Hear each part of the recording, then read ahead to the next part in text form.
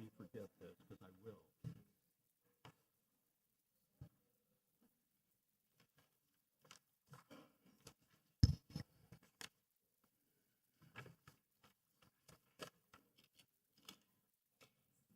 Good afternoon, ladies and gentlemen. We're going to call the meeting to order. It is Recording in 4:04, progress.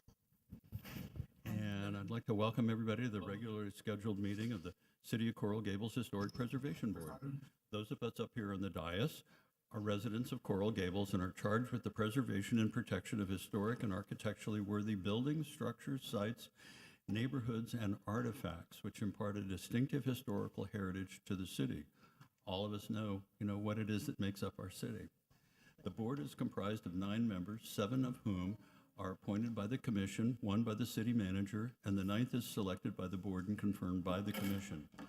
5 members of the board constitute a quorum, and 5 affirmative votes are necessary for the adoption of any motion. Any person who acts as a lobbyist pursuant to the City of Coral Gables Ordinance Number 2006-11 must register with the city clerk prior to engaging in lobbying activities or presentations before the city staff, boards, committees, and/or the city commission. A copy of the ordinance is available in the office of the city clerk. Failure to register and provide proof of registration shall prohibit your ability to present to the Historic Preservation Board on applications under consideration this afternoon. Lobbyist. A lobbyist is defined as an individual, corporation, partnership, or other legal entity employed or retained, whether paid or not, by a principal who seeks to encourage the approval, disapproval, adoption, repeal, passage, defeat, or modification of any ordinance, resolution, action, or decision of any city commissioner. Any action, decision, recommendation of the city manager, or any board or committee, including but not limited to quasi-judicial, advisory board, trust, authority, or council, or any action, decision, or recommendation of city personnel during the time period of the entire decision-making process on the action, decision, or recommendation which foreseeably will be heard or reviewed by the city commission or a city board or committee, including but not limited to quasi-judicial, advisory board, trust, authority, or council. Presentations made to this board are subject to the city's False Claim Ordinance, Chapter 39 of the Coral Gables City Code. I now officially call the City of Coral Gables Historic Preservation Board meeting of June 12th to order, and the time is 4:06 p.m. Present today are Mr. Javier Durano to my left, Ms. Peggy Rolando, Ms. Michelle Dene, this guy here, Mr. Garcia Pons, Mrs. Spain, and Mrs. Ebert down at the bottom, over here on to my right. Okay, I'd like to call for a motion on approval of the minutes, please. I'd like to make a motion to approve the minutes from May 14th. We have a motion by Mr. Garcia Pons, and we have a second by Ms. Dene. Please call the roll. Ms. Spain? Yes. Mr. Maxwell? Oh, yes. Ms. Dene? Yes. Ms. Ebert? Yes. Mr. Garcia Pons? Yes. Ms. Rolando? Yes. Mr. Durana? Yes. Thank you. So we have the motion approved and minutes are approved. Okay, notice of ex parte communications. Glasses are needed for this. It's fine print. Please be advised that this board is a quasi-judicial board, and the items on the agenda are quasi-judicial in nature, which requires board members to disclose all ex parte communications.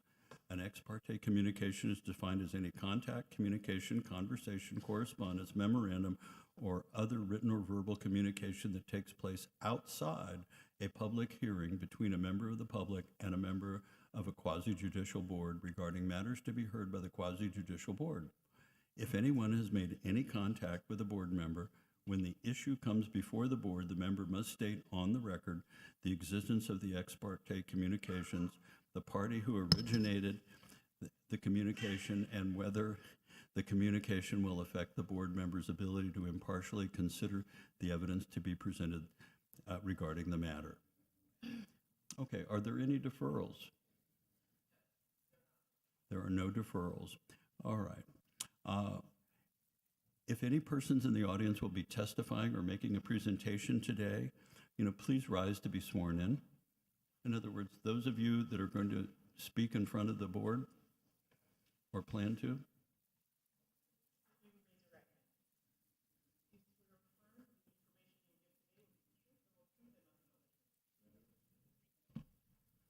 All right.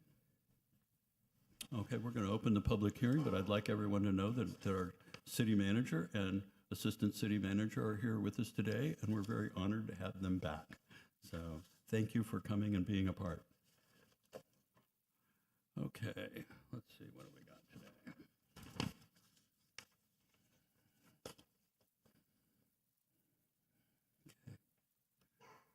Okay, we have no designations today. The board items are Historic Preservation Board review of the window replacement proposal for the City Hall complex. Item number 248422. Good afternoon, Board. My name is Cliff Friedman, Assistant City Attorney. I am filling in temporarily for Ms. Throckmorton until she's able to make it to the meeting today. The item regarding the City Hall windows here is before you at the City Commission's request. They are looking for review and feedback on the windows. It's not necessary to take a vote on this item either, but staff is here to make a presentation. Do you want the images shown, or do you want to speak first?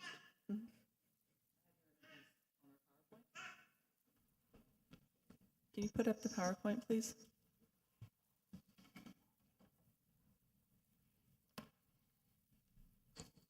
Good afternoon. It's a pleasure to be here today with all of you. This is a presentation on the windows for City Hall. I know that the board's had a prior presentation. I just wanted to get into some of the issues, some of the time that we spent originally on the windows, and some of the problems that we have with the existing windows.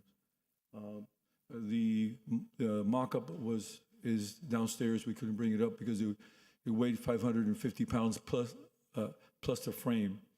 The windows at City Hall is something that we worked on for about a year, and the issue was to try to get a window as closely matching as to the existing windows.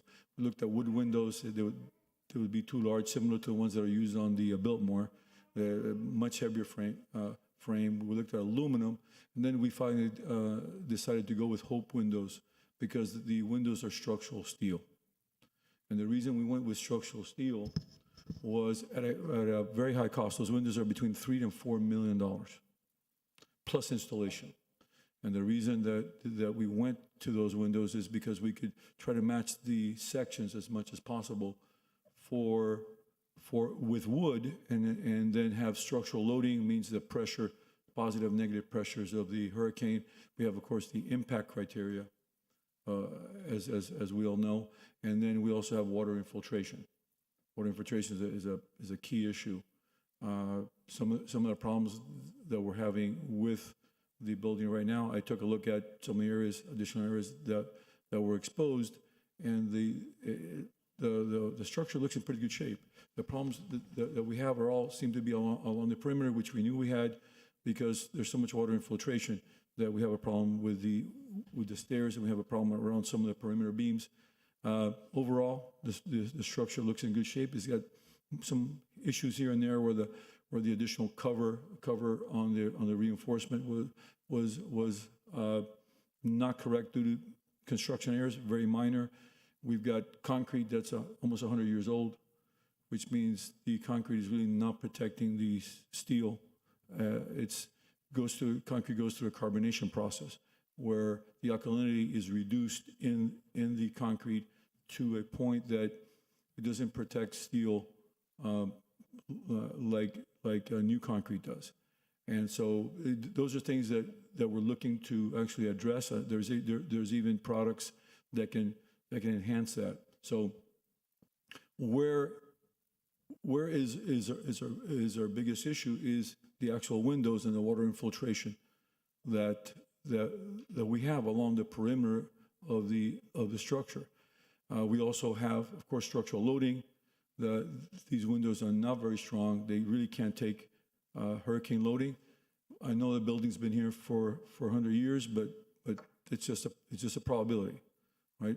I was just discussing that there's in Katrina, FEMA has a beautiful colonial home that was there for 120 years and gone after Katrina. So it's a probabilistic issue, right? And how lucky we feel. So we spent about a year looking at different windows, getting detailing the actual structural sections of these windows, and then started working with Hope to get the mock-up that you all saw below. Tried to bring it up, but too heavy, didn't fit in the elevator, and too heavy to bring up the stairs. So I'm here to answer whatever questions that you all have, and also one important thing as far as the assessment of the existing windows are concerned. The existing windows can be repaired. I can tell you, it's wood, structural material, they can be repaired. But they don't have structural loading, they don't have impact resistance, and they don't have water infiltration resistance. We actually put shutters up on this building. Those shutters are really for water intrusion in very Category 1 hurricanes and things like this, because we're actually anchoring to limestone. Mm-hmm. And there are no structural values for anchors in limestone. So we put them up to the best we can, but to expect those shutters to really work, they really don't, because there are no values for that. How are these anchored? How are you planning on anchoring the new windows? These would be anchors similar to what we did on your house. You want to get into I knew he was going to bring my house up. I walked right into that. Yes, you were a big help on my house. Yes, and we've gotten some experience. It's terracotta block, so we're going to have to fill in terracotta block, high strength grout. We're going to reinforce as much as we can. Also, going to certainly work the building from the inside. We want to make sure that we protect the limestone lining. If we touch that, it's going to be, unless we're Michelangelo, it's going to be a problem to actually replace that. So we're going to try to work from the interior as much as possible and reinforce the actual frame opening. And so doing something similar techniques that we've looked at for a number of years, working on historical homes. We've done that in a number of homes. So we've gone to this window. We really did not look at a cost when we did this window. We wanted to match these windows as close as possible.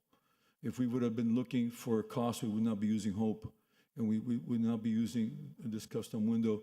And again, we went with Hope to use a structural steel window to try to make those moldings as small as possible, meet the structural loading, meet the impact criteria, and try to keep the building as dry as possible. And if we see some of the areas that you see on the stairs, that window on the side just continuously leaking, and so it's hurting the building. However, as you go inside, the structure looks quite good, very repairable. I've seen much worse. This building is in good shape from a historical perspective. Do we need repairs? Yes. I mean, and especially in the perimeter where we've had leaks as far as the windows are concerned. But this was a building built by a very good architect under the architect's supervision, and you can tell from the construction. So we're dealing with a good structure that if we protect it, we're going to have a building for quite some time. So I'm here to answer any question on the building or anything else. Well, thank you, Mr. Manager. That's really that's very heartening to hear, and we're glad to know that the building's in good structural condition. One of the, just to very quickly, it does have a few issues. It does have some issues, and those issues we can certainly correct. I'm 74 years old, and this building's 100, and I've got issues too. And just like all older things, we do change a little bit. Just to bring you up to date for the time that you've been out, the board has looked at the window, and we had a discussion. And Mr. Gomez, I'm not sure if you were at that discussion. And one of the things that we had recommended back to the city administration was to look at preserving the wooden windows and restoring them, and then placing, the impact glass window behind them, because the issue that was brought to us at the time was sealing the building. And of course, with the historic doors as well, we'll have the same issue. So we highly encourage that as to look very, very seriously at it, because this is one of the very few buildings that has that. And we realize that, yes, they can be damaged, but they can also be repaired, but that the ceiling and the structural integrity would be from behind that. We don't open the windows anyway. So, it's like, we think that we could, look at something like that. It's not opening the windows, and I understand that we want to try to put some type of plexiglass or something behind it. That is, and I understand that was discussed. The problem with this type of window, it just leaks and leaks and leaks, and you really cannot control it. Of course we can. We would seal the window. I've restored lots of buildings, and but if you put a plexiglass behind, certainly you're not, and you're putting a plexiglass on the actual frame. How that's going to function, we don't really know, because we don't know how the window's anchored properly. Is the window anchored properly? It's an old wood frame. The window itself, it was done in an era where we didn't have air conditioning. It was not there. The gasketing is not there. The window is not there. It's small little panes.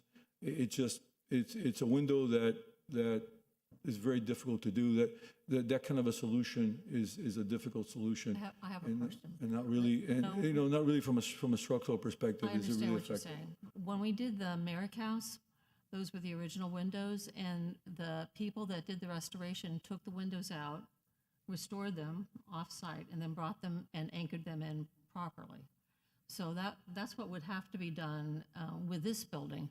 And I wasn't thinking about plexiglass necessarily behind it. I was thinking about during a storm that the impact, whatever the city does. I mean, it's scary, the panels that go up on City Hall now. I mean, I remember my offices have been in just about every office, because I had so many jobs when I was working here. But they would get up and walk along the ledges and It takes so 3 days. I'm not- It takes 3 days to do that. I know, and I'm not saying that. I was asking whether it was possible to do the hurricane shutters or the hurricane panel or whatever it is you're going to put up behind the historic windows once they get anchored.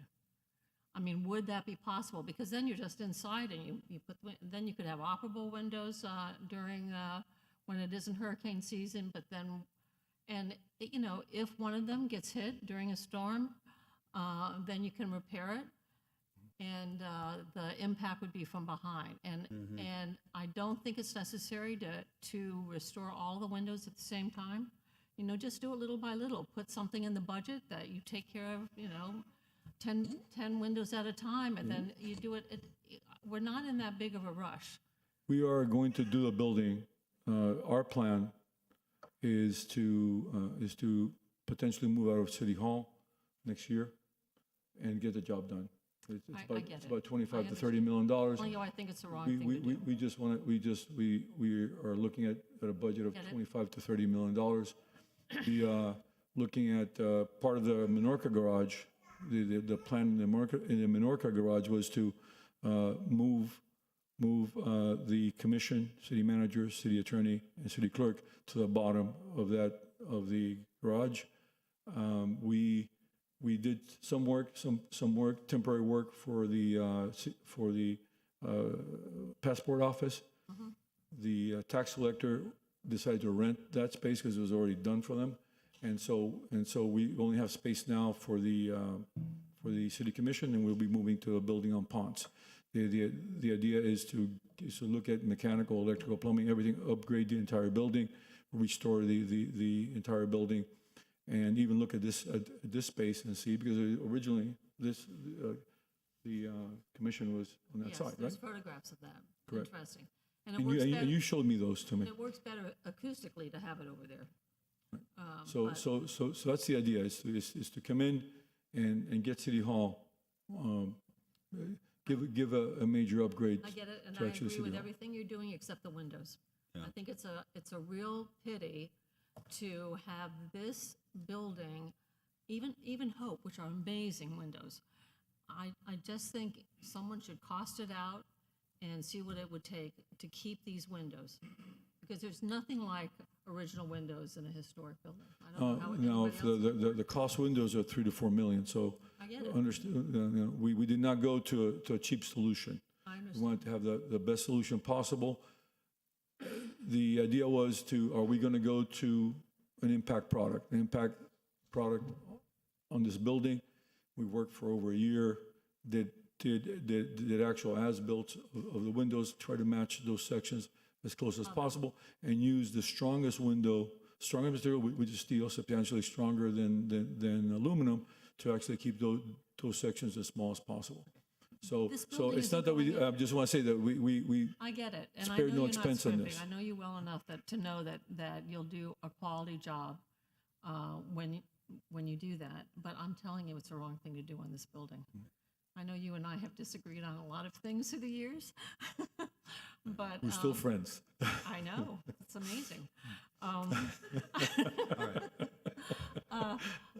But you really you should at least talk to someone that can do that and just see what they say about restoring these windows. And I don't think anyone has done that. No, I don't think there's an issue. I can tell you that from a structural perspective, Right. it's wood. I deal with wood. They can be restored. The windows are it's tough on those windows because we require from our knowledge of hurricanes now, right, and knowing what a hurricane can do, what the structural loading is. I mean, the wind loading on the windows, which we didn't know back then, the impact, the water intrusion. I mean, if you see a water intrusion test on the window, it's not like putting a hose on there. I mean, But when this you building isn't going anywhere. Yeah. I mean, you can knock out all the windows, and the building itself isn't going anywhere. I will say, we have a 1928 building. It was done, it's a fantastic building, but done with old technology. This is terracotta block, it's unreinforced walls. We don't need to add internal pressure to the building. What happens in the building, sometimes they're barely hanging on, and the envelope is breached, and now you've got suction loads pulling it out and almost like a balloon effect inside. So now you have pulling and pushing, and that's where things come apart. And so from that perspective, the building will have a much higher ability to sustain a load. Once you breach the opening, what happens is the wind gets in, creates a balloon effect, and then as the wind goes around the building, it creates a suction effect. So now you've got it pulling and pushing, and then things are barely hanging on, and then they don't. So from that perspective, the wall, even though the building, I mean, the formwork and everything else, I can see that the building is great, except, of course, for those perimeter areas where you see that the water has affected the building. But they're terracotta walls. They're unreinforced terracotta walls. There's no way we would do anything like that. Now, it's not that it was done, it was done based on a very good building based on technology of 1928, right? And so the more you upgrade a building, the better statistically the building has for surviving.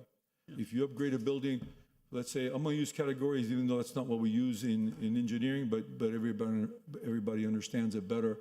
We don't use categories in engineering. That's really for category 1, 2, 3, 4, 5 is used for planning, right? When you know you have to category 5, you know, hell's breaking loose. If the category 1, then you know it's going to be a tree event, basically. But as you go up that ladder, then statistically there's less and less events that can affect the building.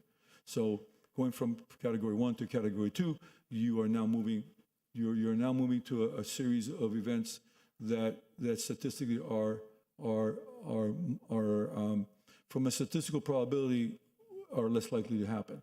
So as you upgrade a building, we may not make the current code, but then we have a building that has a higher propensity to survive because we've statistically moved it up a level, right? And you know, if you have a building that's category 1 and you can get it to category 2, now you got a little measure of safety. Now you need a category 2, maybe a category 3, and so you're giving yourself more a higher probability of survival. So when you upgrade some of these older buildings, you can't get to the current code. It's not possible. But if we up the survival, if we up the capacity from those kind of events, then we up the survival rate of the actual building, because we are reducing the probability of a lower storm, which has more propensity to happen, and increasing the survival of the building. Hurricanes are stochastic events; they're totally random, and you can go 100 years, or you can go 5 years. It's that way. So that's what we're looking at, and that's what we did. All that work, we spent a year looking at this. Garcia Pons, you had a question. Mr. Manager, thank you for coming out. So we had a presentation by staff probably last year, I forget what month it was, in December, so very recently. And we had a pretty good discussion there, and we made some recommendations to the city staff and the administration, which was different at the time, but we ended up the conversation, and I don't think anything has changed since that particular meeting that we've seen, but we asked for an assessment of the existing windows, because perhaps we don't need to replace all of the windows, and we can figure something out where we may need to replace a few with the windows that you're proposing, and maybe there's some that we do not, and that can represent a different aspect of historic preservation. Before you answer, though, I think the interest for us, I think, of the preservation board, right? We have our charge, and you have your charge, which is much more vast than our charge. Our charge is to talk about the care of this particular landmark, and the care isn't just the way that it looks, it's also to make sure that it lasts a long time and all the things that we need to take.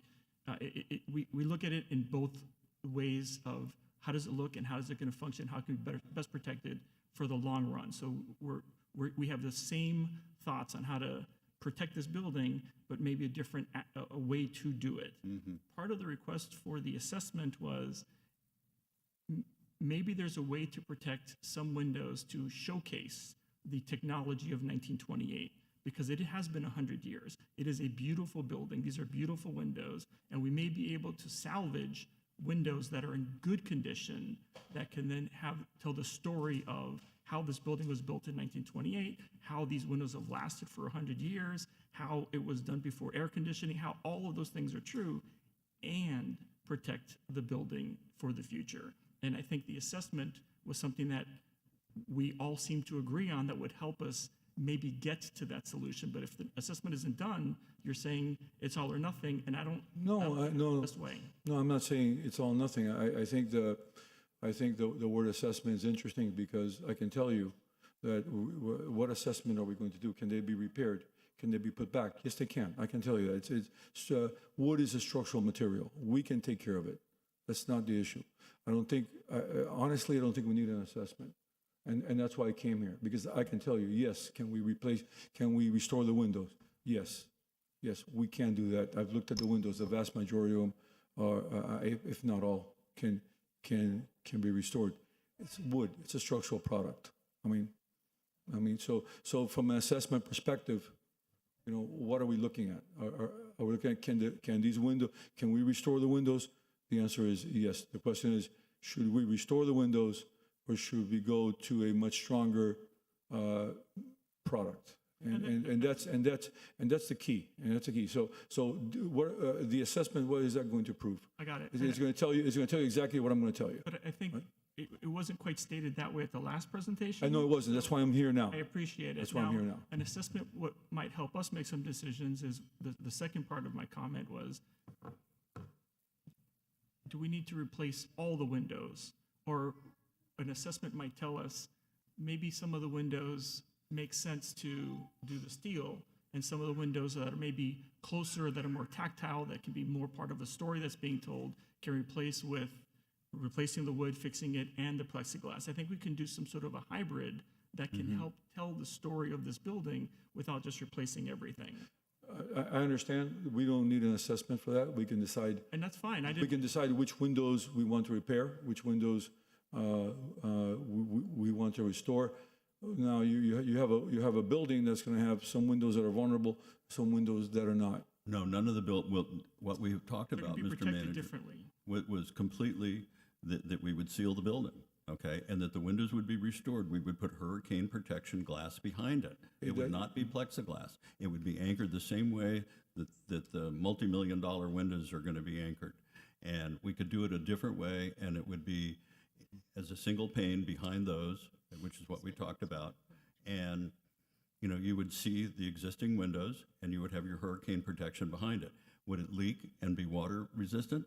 Well, if we have a good contractor, no. But so we'll seal them just the way that we would. And also, if you'll look at that, I think you'll find it's a much less expensive, opportunity than redoing the entire thing out of these very, very expensive windows that do not match what we have. Yeah, putting a shutter behind the window. It's not a shutter, sir. Or- It's a hurricane window. Okay. Exactly like what what you're proposing to put in, except it's just a sheet of glass. It's in a separate frame. Okay, it's not any different. It provides the same sealing. So and you're the same talking about providing a storefront behind the window. Because Exactly. basically, if it's going to be hurricane resistant, then it's got to be a storefront. A storefront doesn't fit behind the window. I mean, it just doesn't. A code-approved storefront does not fit behind the window because you need the aluminum sections, the aluminum mullions, and so forth. It's very difficult to do and very difficult to actually anchor. We would have to go to some type of different system, a shutter type system, right, or something like that. To put a window behind the window, there's not enough room for that, and we would have to, of course, remove everything and do the same thing that we did in your house and yeah, right, and I think it's an reinforce the frame. interesting It's even hard to anchor because terracotta, it's terracotta, and when you try to drill, it doesn't even accept an anchor. It doesn't. There's no values for terracotta. Mr. Manager, Right. you have to anchor the windows that you're proposing to put in the same way. You have to make a concrete fill all around the windows. So it doesn't matter. It's the same thing. we would have so to we're do not that. talking about doing anything differently. We're talking about doing the exact same thing that you're speaking of and putting this window there, okay? And we can put it in whatever frame it can fit the space, and we can put back the other historic windows in front of it. I mean, at our previous meeting, even Mr. Torrey was talking about, hey, that's really what we should be doing. And so we would highly encourage you to look at that. And we also think it would save our taxpayers a little bit of money. I think that would be certainly, I know Mr. Torrey was looking at that. I've been working on the NOAs and windows since Hurricane Andrew. And I've looked at window testing, I've looked at structural testing, looked at impact testing, I've looked at water intrusion testing. And so it's not just simply just putting something on. If we're going to get something to work, it's got to be done properly. It's also behind the window, which means the leakage still occurs, because you can't. If you've ever seen a window test, then I mean, when you have pressure and you have water, it just gushes right in, and it's very difficult. Even modern windows have one of the big issues that we're trying to do now in the code is how do we increase the water infiltration, reduce the water infiltration of current windows. Was working with the University of Florida on a study of that. So water intrusion is a huge issue in the envelope, a huge issue. It's a huge issue for this building because we have limestone that we need to correct, and we need to try to historically correct and minimize infiltration on the limestone. I don't think that shutter or whatever it is that we're talking about behind the window has to be within the frame of the window. I mean, I think you're clever enough to figure it out, Peter. We I have really faith can't. in you as an engineer. And I think it's an interesting problem for you to try to tackle. Before you spend $3 million and restore them, just look into it. Just look into it. You can't, we can look, and the reason I'm here is because all this talk happened last time, Yes. and there was nobody technical to discuss it with. Okay, and I've been involved in this NOA, in this window business. I was part of the high-rise committee after Andrew, looking at the NOAs of water infiltration is a huge issue. And if you put something behind, and you're talking about something behind the actual window, then these older windows, from a leakage perspective, it's very difficult to actually control. They've done a decent job. I mean, it's been 100 years, and we have some structural damage. But you know, and I understand what the board, is looking at. There's two issues here. One is preserving the existing windows, and one is helping the building survive. And those two things we have to, you know, I know, with all due respect, I know, I understand. So I'm here because the last time that somebody that a person met with the board, it wasn't a technical person that could answer some of these questions as to why we did it and why we're looking at it. And so you know, and I do understand that there was this assessment required, and I'm here to say it's, you know, I can tell you that we can certainly restore the windows. However, is that something that we want to do, or are we going to go with a very, and it's expensive. We did not spare cost and try to use a cheaper window here. And as you know, with Hope Windows, used, I believe they're the ones that used in Miami High. They used at the University of Miami, the old architectural school, right, which were replaced. Those original windows that were replaced. Why did they replace the windows in the architectural school? Because it didn't work. Yeah. I'm sorry? Okay. The architecture school was originally steel windows, though, and so it was. Yes, just a but they're new matter of- windows. They didn't keep the existing windows. They put new windows in because to protect the building and water Part infiltration. of that when I was here, so that's So- right. so- And they so, also you know. used Hope in that Those were Hope, too. project in the elementary school. Was it the elementary school that we were working with? Yeah.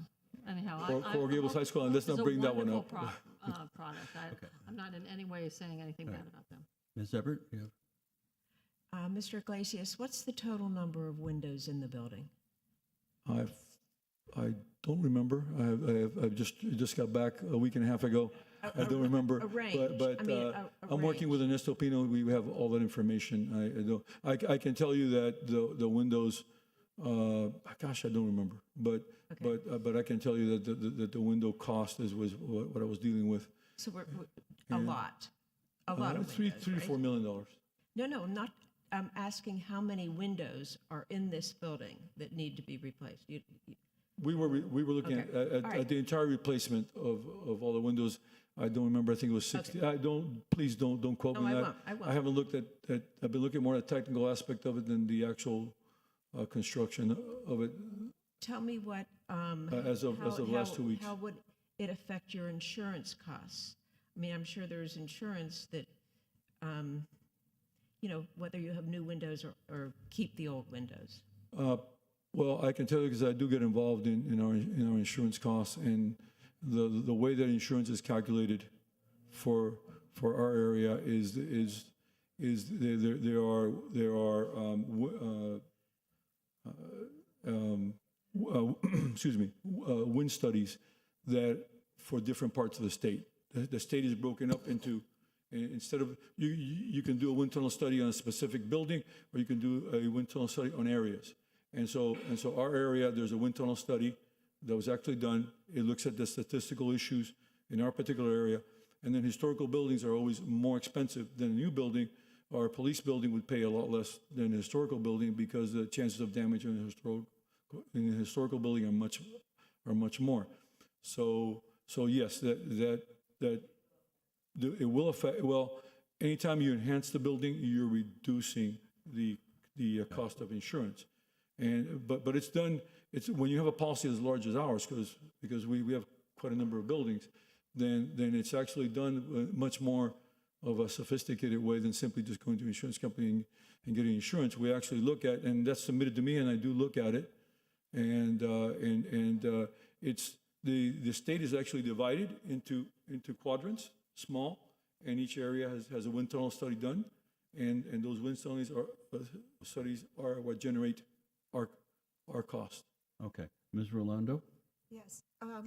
What typically steel rust unless it's stainless steel? What kind of steel is being used on these windows, and what are the maintenance protocols? Well, we will use them very durable finishes on them. For instance, Miami Higher steel windows, the University of Miami School of Architecture. I'm not sure those were there for quite a number of years, and there is maintenance, but I think it's something that we can provide.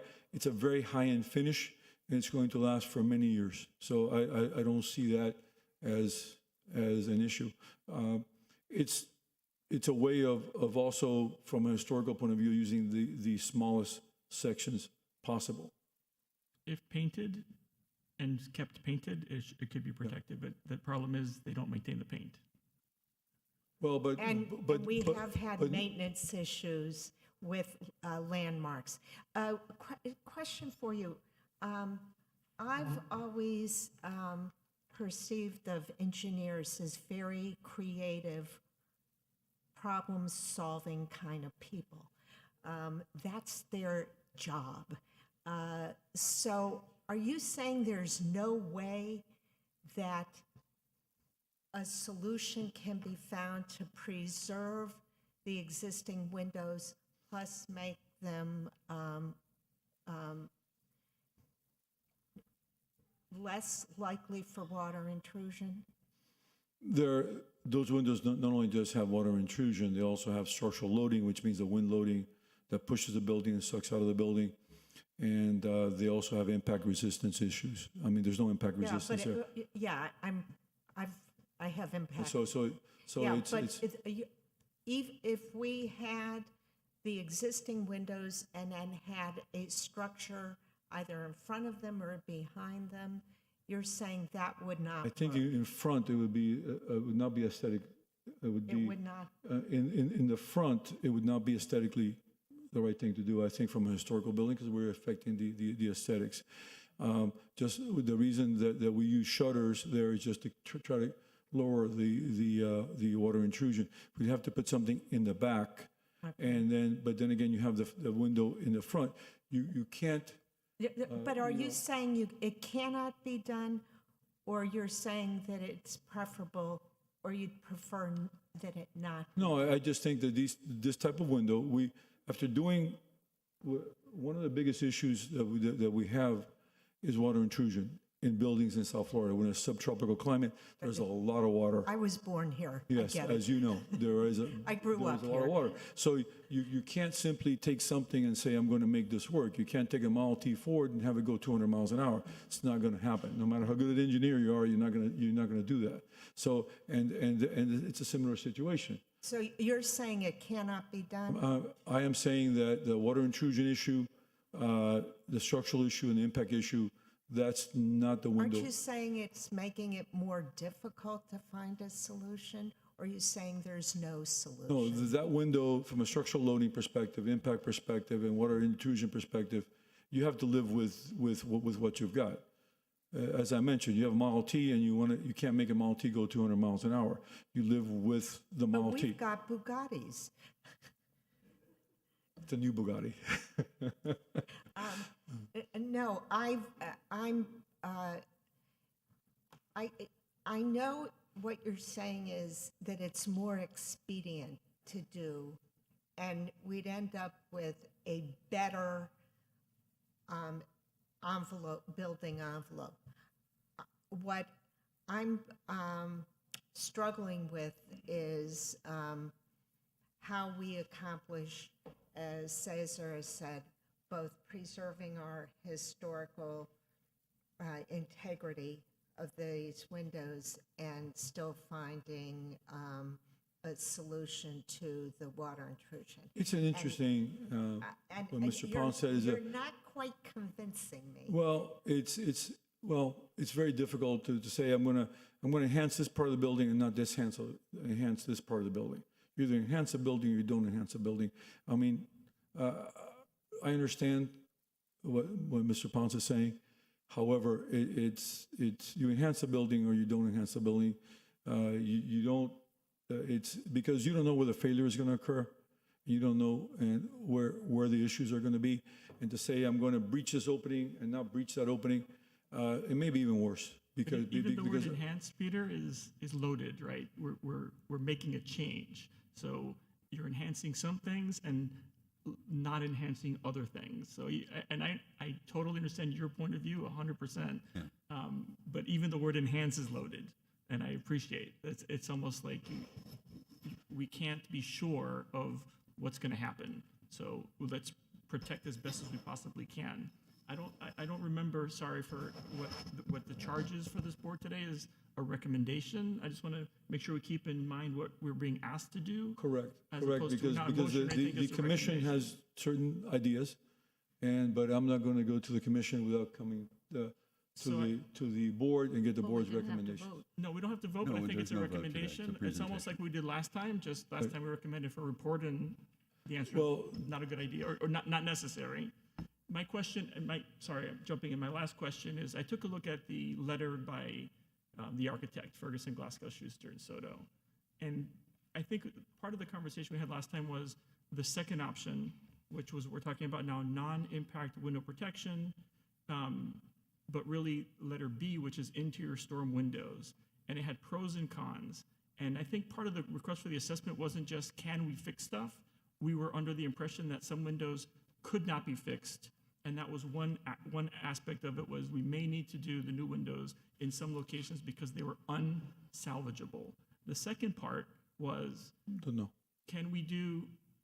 is there a hybrid system where we can actually take a look at what the impact of that solution was going to be? And it wasn't just believing you that it's wood, we could do anything in the 21st century, we can fix it, but it was the conversation that you're hearing many of us talk about is that other solution that we kind of like, understanding that we'd have to take the window out, it would have to be sent off site, it would have to be completely repaired. We would then have to then reinsert it with either the new window, the old window that's fixed, and or the new particular piece. So again, I believe engineering-wise, it can be done, and there will be trade-offs either way. But what we don't have is the other part of it, which is, can we, what would the task be in order to take the windows out, repair them, and then protect them with another piece? And I know it would be, we just really want to know. Okay, well, I can tell you that would be a half measure, okay? Okay, realistically, because you still have the same structural system, it doesn't work. I mean, we have a little hook in the bottom that's called a hurricane bar. The building official and I had kind of interesting laugh on that because you're trying to get a Model T and trying to get it to go 200 miles an hour. You will never get it to go 200 miles an hour. We'd have to reframe, when we take out the windows and replace them, we're gonna have to fix the frame, right? 100% no matter what we do. 100%. So whether we put it back in with the new one with the fixed frame or the old window with the new piece, it's the same construction structural work that needs to be done to the windows. I understand completely. And the filled cells. Right, no, that all has to be done no matter what. It's just what do we put in its place? I think the decision really is, do we want to keep the existing windows with the negatives of the windows? Really, that's what it is. I mean, look, you can't put a structural curtain wall behind. It doesn't fit. You can't anchor it. Ideally, what would work would be if we could reinforce the frames from behind and put some type of shutter outside. But we've got an envelope that we can't touch. So we have a lot of constraints. If we touch that keystone, any structural issue that the building has, we're going to repair from the inside. Okay, we have to, even though we have to we may have to touch the walls, we may have to touch the floor, because if we touch that keystone, we'll never repair it correctly. And that's one of the key issues that we're working on is making sure that we try to preserve the exterior envelope, which is so beautiful and really very difficult. So how do you if I have an old window, what can I do? Well, I can put a shutter outside, right? Can put a shutter outside. But Peter, that's not what we're asking It's for. not. It's not. It's not something that we simply can't do. So we're You're trying. making an I argument- can tell you that those half measures. You're making an argument for something that we're not asking for. Exactly. So, But I'm telling you what works. I'm but telling we you what don't- works, and I know everybody. I mean, the only thing I can do is tell you my years of experience since Hurricane Andrew on this. It's very difficult. It's very difficult to do that. It's We're very not difficult. asking, I mean, we all understand that. Right. Everybody on this board absolutely concurs with what needs to be done, okay? And so no one's questioning that, okay? There's not a question. So let's just take that off the table, okay? The matter is, we're in pre-design right now. We're not in full architectural design. We're in the cheapest mode of looking at alternative solutions to something that's already been said, hey, this is what we want, without having to go through a process. We can look at this now, and we can take different approaches to it and come back. I mean, I'm renovating a condo down here. I mean, a major building of 17 floors. I mean, we look at that every day about how we can not only keep the cost down, but how we can do exactly what it is that we need to do. We have doors to deal with. We have the same issue with the doors. Okay, so how do we translate this? Okay, we've suggested as a board, and Mr. Gomez was there, to put a hurricane impact flat window behind this and then reinstall the windows in front of them. Okay, there's no water leakage. There's no pressure wave differential or anything, because we have a hurricane protection behind it.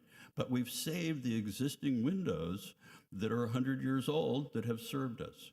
And so that's all we're talking about. We're looking at, rather than make up our mind right now and say, this is what we're going to do, we need to look at alternatives.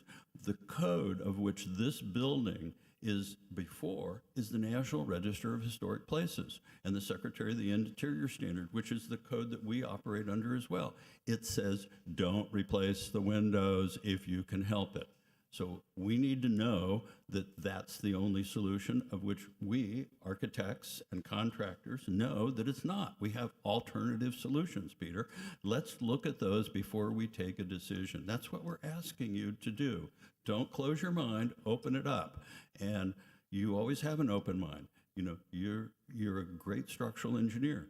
We know that, and we trust you. So trust us back to help you come up with the best solution for our city. That's all we're asking. I have another question, and I apologize. This is my last thing I talk about. It sounds like you have marching orders from the city commission. I don't know whether you do or not. Are you the only person on staff or your office that has talked to individual commissioners about this problem? Has the preservation office been involved with speaking to the city commission? We've worked with historical. No, I'm asking whether the city commissioners individually has talked to the preservation office.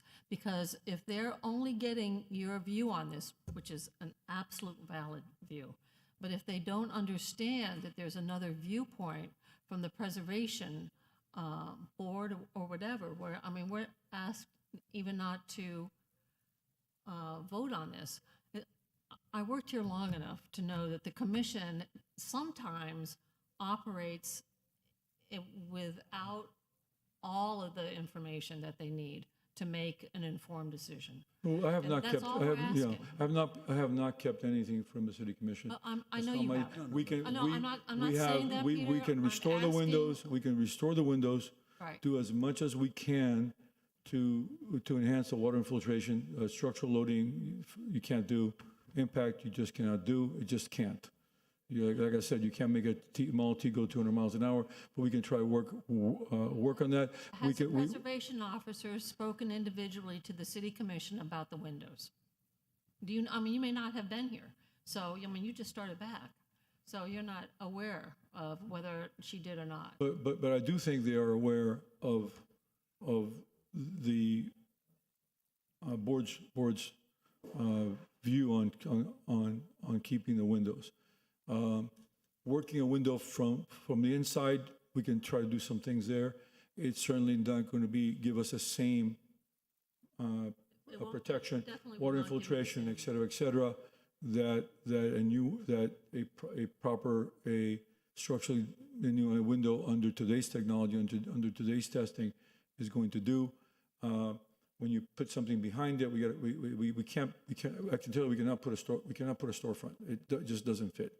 An impact-resistant storefront just Peter, does not fit. don't say that. No, I mean, keep no. an open mind. I've seen- and that's what we're asking you I've to do. seen Keep an open mind. I don't know how many hundreds of NOAs. I Hundreds. restore buildings all the time. Yes. I can tell you I can tell you it absolutely can be done, and I can also tell you that restoring the windows and putting a storefront, as you said, behind these will absolutely be a lot less expensive than those windows. Okay, and it'll do the very same thing. Okay, excuse me, Ms. Dene. Sorry. Is this on? Okay. I just wanted to point out that the December letter from Ferguson is very well stated, and it actually sets forth all the pros and cons, and specifically to the issue of placing an interior type of window of protection.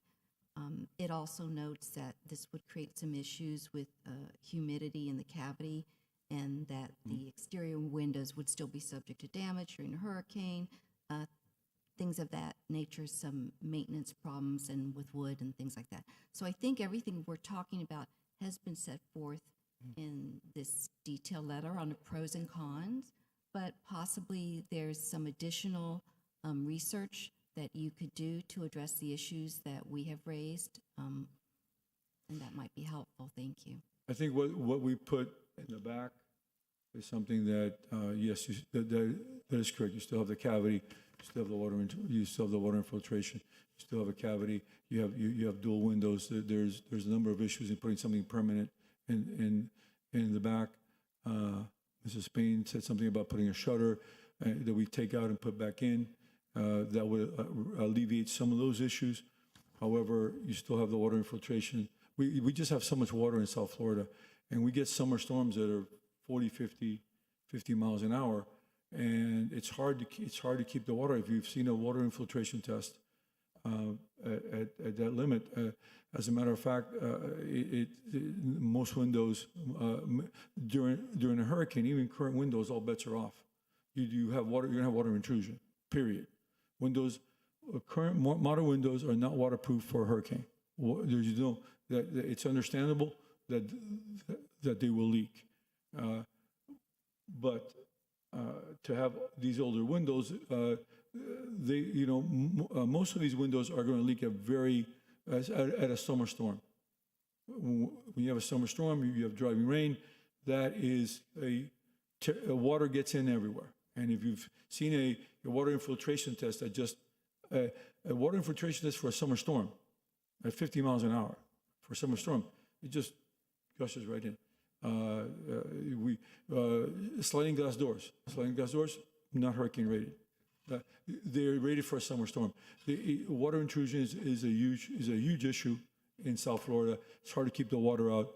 Been dealing with that for many years. Been involved in some research project with the University of Florida that I was involved with. We came to the conclusion that it's just so expensive that the current rating kind of remains. So to expect that these windows are going to provide that kind of hurricane protection, water infiltration protection, yes, that would be in the back. The window is subject to water intrusion. The back is subject to water intrusion. It's very difficult to put a frame in there. We'd have to bring it out and create some type of subframe to the masonry, so it would be sticking out the back. I mean,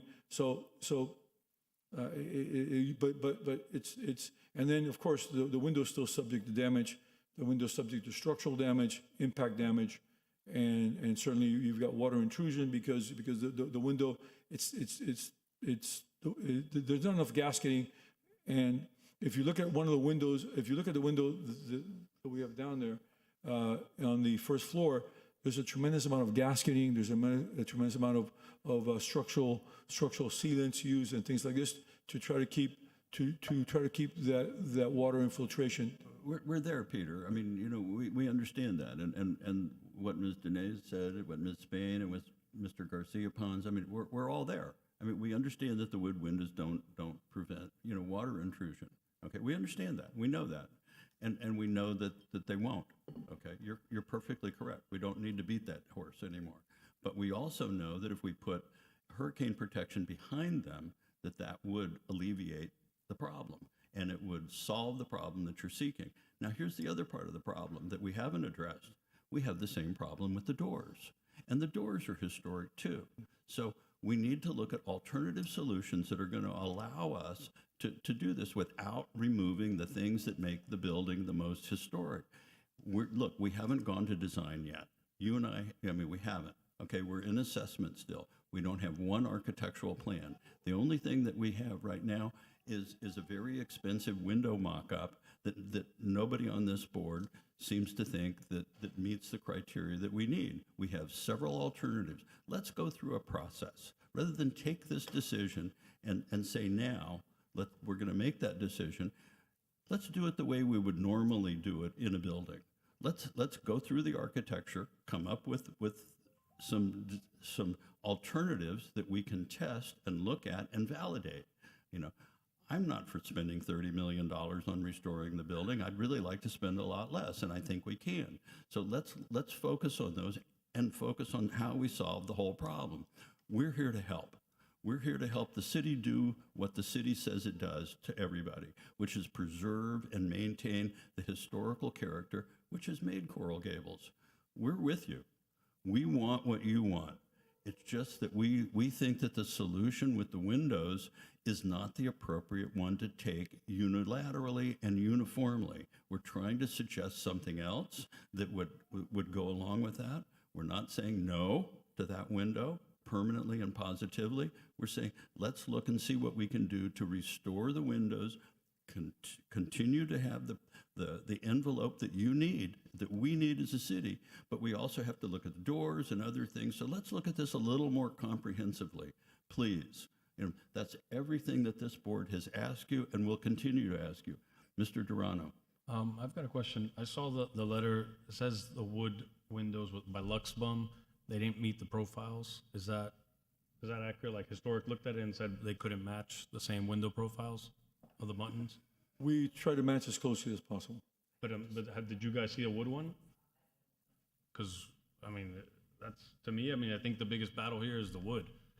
If you can get an impact window that's wood. No, it would be, okay, we looked at wood, and we looked at aluminum, and what we try to do, and the sections start getting too big.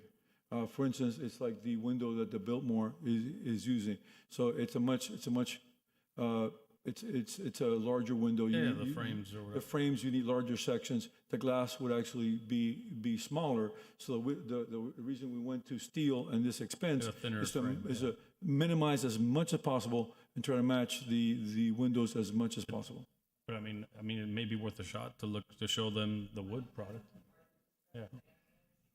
Yeah. We spent a year and we looked at extensively wood, aluminum, and we thought that we didn't want to bring that to the historical board because we thought that it was just too big a change, and that's why we went to Hope. And what would it cost to do? Because you can get like a one-time NOA approval, right, for a product if you create something. Yes. What would it take to rebuild a window like an exact replica, but make sure that it's impact? That's not the problem. The problem, the one is the problem just won't work. The impact loads are about 1.1 kip, about 1,100 pounds. You can't make that window.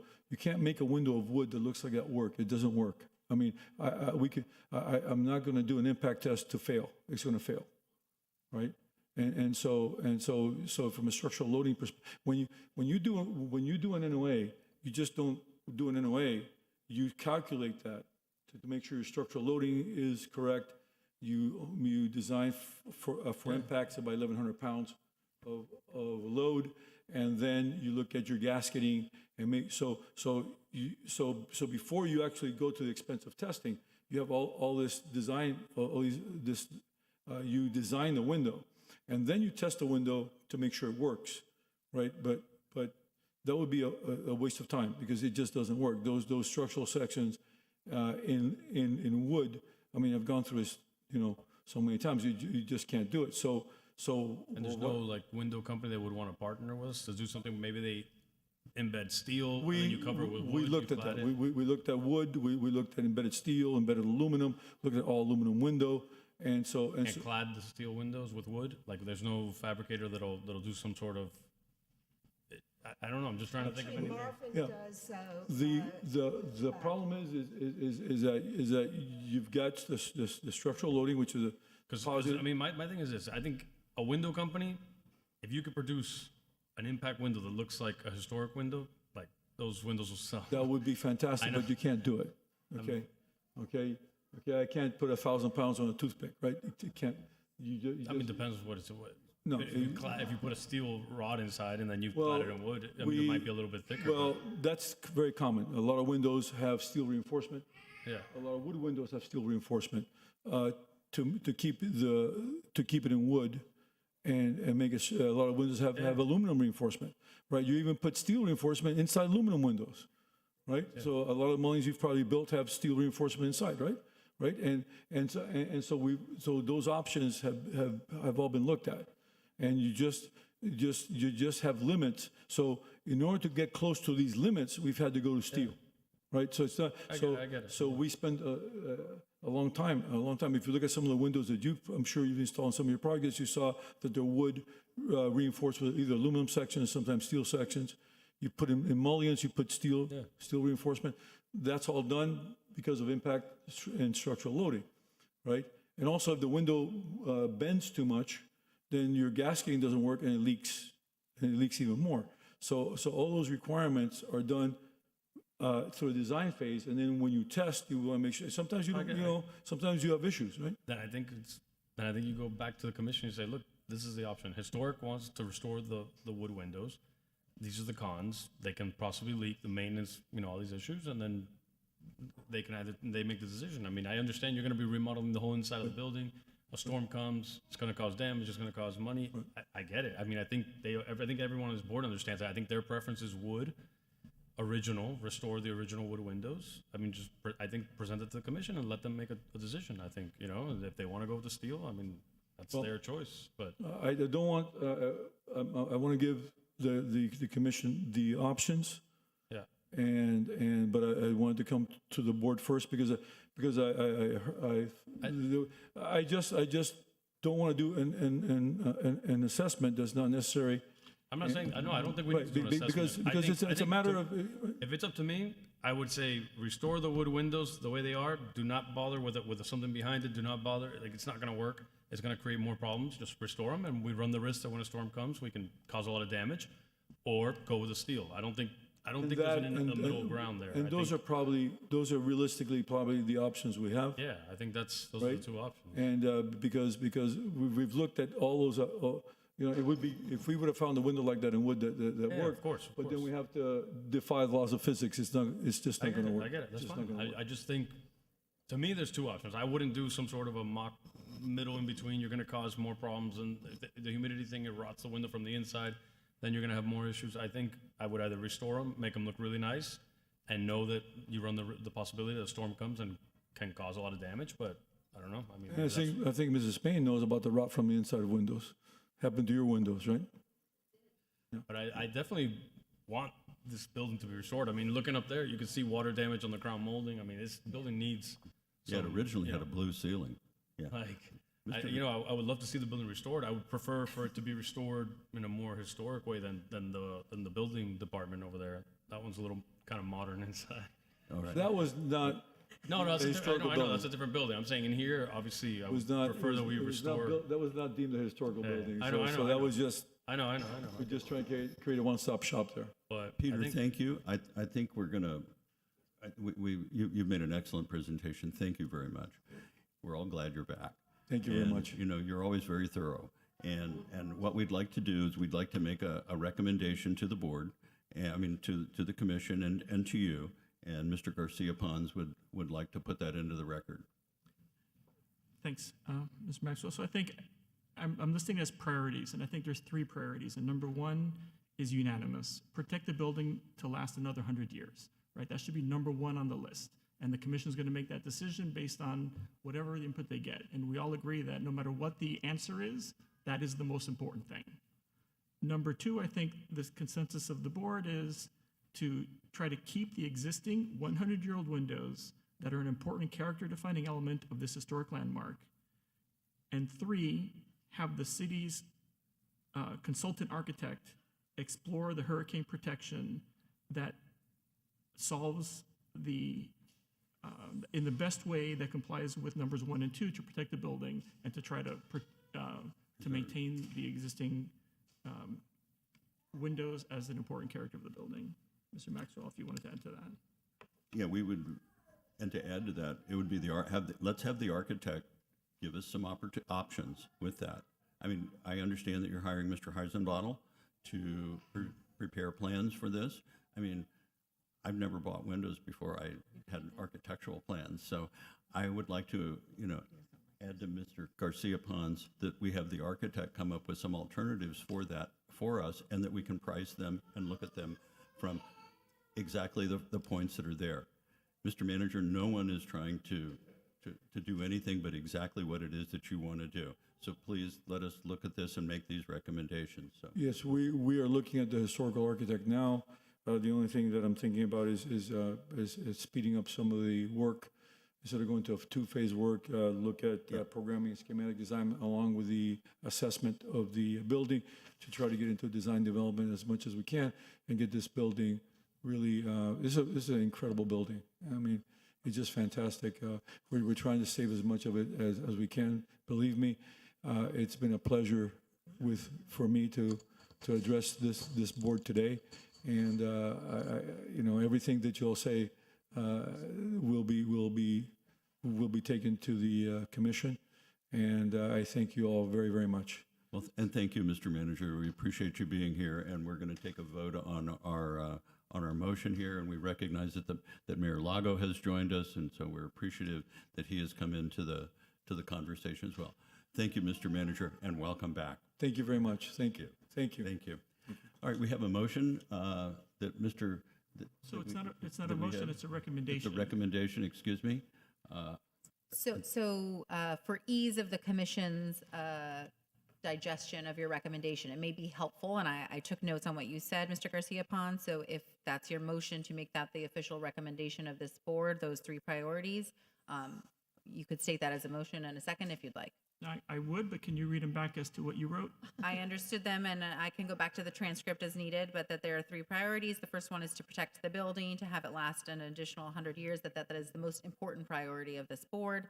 The second one is to try to keep the existing windows, and the third one is to work with the city's architectural consultant to explore other options to maintain the existing windows in order to achieve that first goal. And I would check the record because I think I would like the second one to make sure that it states as an important character-defining element of this historic landmark. Okay. If that's your motion, I understand that motion. I'll second that if that was a So motion. we have a motion. We have a recommendation by Mr. Garcia Pons, a second by Mrs. Spain. I just want to understand the logic behind what exactly. So you're saying protect the building At all costs. That's when they're making their decision. That should be priority one. Exactly. And then priority two would be maintain the original windows.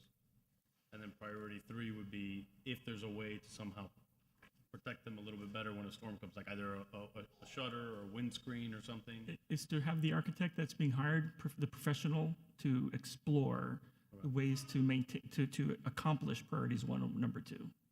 All right, I just think if you're giving priority number 1, protect the envelope, they're gonna say that's go with the steel window. that's not true, and that's the thing. That's the reason I put it in that order. Is we all want the same thing. All right. Yeah. We just want it possibly in a Okay, different way. Maybe in that, yeah, okay. I think fine with number that. 1, though, is about having this building last for another 100 years, Yeah. period. Just that. Okay. So do we need to call the roll? If you're ready, Mr. Chair, of course, if discussion is done, please. Would you please call the roll? Mr. Durana, Yes. Ms. Dene, Yes. Ms. Rolando, Yes. Ms. Everett, Yes. Mr. Maxwell, Yes. Mr. Garcia Pons, Yes. and Ms. Spain. Yes. All right, well, thank you, ladies and gentlemen. And Mr. Manager, Mr. Gomez, thank you. We sincerely appreciate your coming to us, and we sincerely appreciate your desire and your openness to working with the board, as you always have. So thank you very much. Thank you very much. Thank you. We appreciate it. All right, ladies and gentlemen, I'm going to pass. Could I just add one point of interest? Coral Gables City Hall was added to the National Register of Historic Places on July 24th, 1974. So it's been 51 years. Thank you. All right. I need to pass the gavel. Ladies and gentlemen, I have another meeting that I have to go to, unfortunately, so our vice chair is not here, so I'm passing it to our previous chair, Mr. Garcia Pons. So thank you all very much. We sincerely appreciate all of your assistance and help. And no one was alerted. Mr. Garcia Pons, if you guys will indulge me for a 2-second break, a 2-minute break. Please. Okay. Yeah. Let's take a 5-minute break. We'll be back in 5 minutes, not I also 20 minutes. would 5. indulge you all to allow me to shift the agenda to allow these 4 folks who are here with children to be What moved item up. is that? It's the last one on the agenda to move them up Let's do that. first. Okay. Mr. Vice Chair, before we take our brief recess, I understand that there were a few members of the public who wish to speak on the previous item. It's my understanding that public comment is not required. This was non-binding review of this board, but to the extent the board would like to hear from that comment, there are people who have asked to speak. I leave that to you as the chair. Let's take the 5-minute break.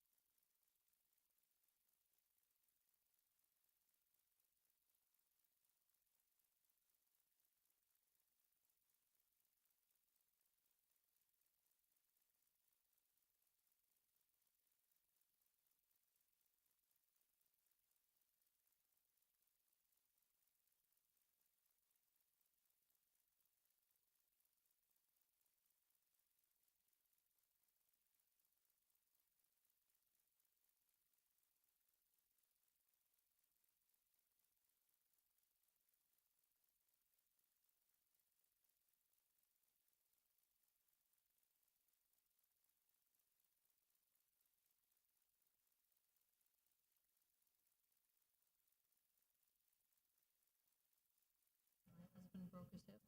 No. Oh, you're kidding. Poor guy. He was. Is he gonna be okay? It was I always, April 24th, so it was a while ago. But I always his think daughter, of breaking your hip as if that's his daughter, Amy was over because she was headed to New Orleans to visit her brother. And so I was taking her to the airport. And Tom was out walking the dog. So I called him and I said, I'm taking you to the airport. I'll be right back. And he said, well, I'm right down the street. Let me just say goodbye to her. So he was walking on the sidewalk in front.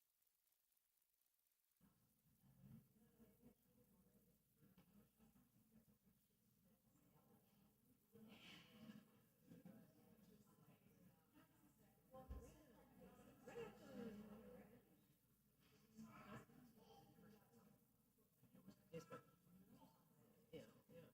How does he not know how many windows we have? I don't know. But, yeah, but, do you know how long it took to build this building? 5 months. Because I read this, this was on the inside of the Villager yearbook a couple years ago, so I dug it out. It started, the cornerstone was laid on November 10th, 1927, and they celebrated the opening February 28th, so 4.5 months. February 28th, 1928, Coral Gables' first mayor died on Mars. It cost, the structure cost $200,000 to build and was financed by the sale of bonds.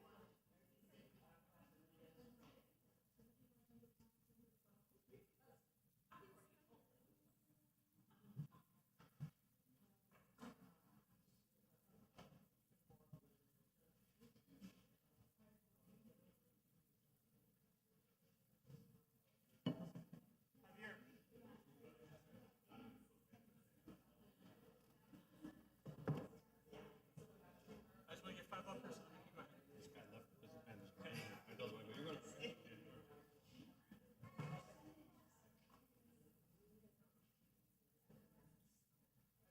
Okay, Karen, staff, who do we say to get ready to go? We're missing the reporter. Well, he was on a walk. But he walked a couple of steps yesterday without the walker. He'll get there. It's been horrible. It's been 6 weeks.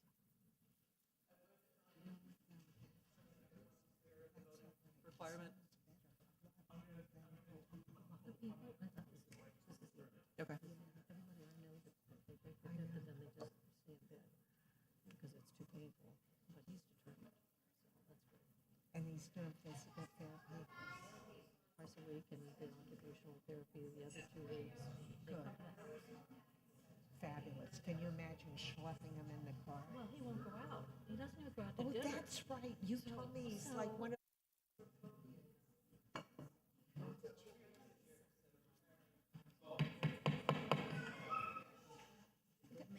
I thought you were getting better at your choices. But I am happy. Thank God. Okay. Okay, let me know when we can get back on. Are we ready to go back on the record? So before we take the next item, there was a couple of pieces of input, public input that received regarding the previous item. The first one was an email from Ms. Vicky Cerda that was in support of a complete assessment of the original windows. I want to read that into the record. And then there was also a letter from the Historic Preservation Association of Coral Gables Ms. Carbonell is here, and I would like for her to read it into the record, please, before we get on to the next item.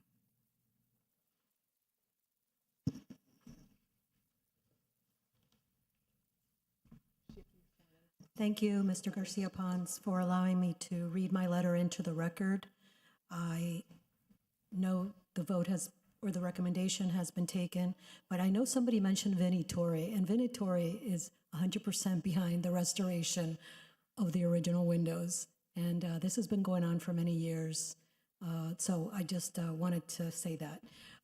So on behalf of the Historic Preservation Association of Coral Gables, please accept this letter in support for the original windows at City Hall to be restored and preserved. The windows are original and have withstood every storm since the 1920s, including Andrew and Wilma, which devastated the area. This recommendation is consistent with the Secretary of the Interior standards and recommendations of the current and former Coral Gables Coral Gables Historic Preservation officers. City Hall, if there is no record that the windows were not replaced, then they are presumed to be original. The fact that they are wooden likely indicates they are very old. The existing windows and doors should be restored and preserved. Missing windows could be constructed to be sympathetic to match the original.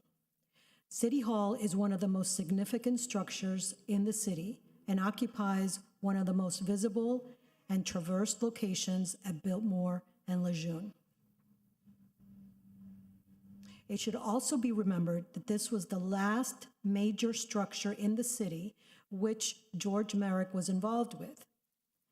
It is a star in our downtown area. City Hall was designed by premier architects Paste and Stewart and is one of the few buildings included in the city's official Mediterranean handbook. Furthermore, this is one of the few buildings in the city that is both locally and nationally designated. Simply put, City Hall is one of the most recognized and iconic buildings in Coral Gables. On top of this, City Hall is one of the few buildings in the city that retains its original fenestration. The Secretary of the Interior notes, quote, as one of the few parts of a building serving as both an interior and exterior feature, windows are nearly always an important part of the historic character of a building. In most buildings, windows also comprise a considerable amount of the historic fabric of the wall plane, and thus are deserving of special consideration in a rehabilitation project. Respectfully submitted, Historic Preservation Association of Coral Gables. Thank you for allowing me to read it into the record. Thank you, Ms. Carbonell. Thank you.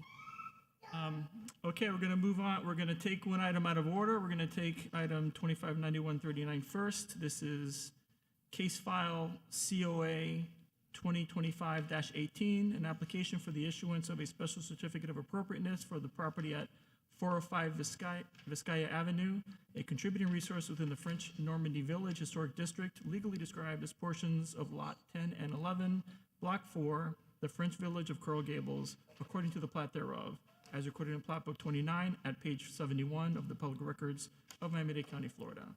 The application requests an after-the-fact design approval for the installation of impact-resistant windows and doors. Thank you. This location map of the property in the French Normandy Village Historic District, which was designated in April of 1987. These private homes were designed and adapted to South Florida by architects John and Colton Skinner and constructed circa 1926-27. This is, we don't actually have a 1940s photo of this village. It's very strange. So these are photos that we were able to cull. And this is on the right-hand side is the original permit drawings for the property. So as you mentioned, this is for after-the-fact approval for windows, specifically the reflectivity of the windows. This is what's currently installed. In April of 2024, a permit application was submitted to install impact-resistant windows and doors on the property. We worked diligently as staff with the window company to guide and review the final set of permit drawings so that the windows and doors would accurately reflect the type and style of windows and doors originally found on the residence, which in this case were steel double casement windows. The permit was ultimately approved. We reviewed it 5 times with the conditions that the glass was to be clear, no tint, no reflectivity, and the muntins to be as per the approved drawings.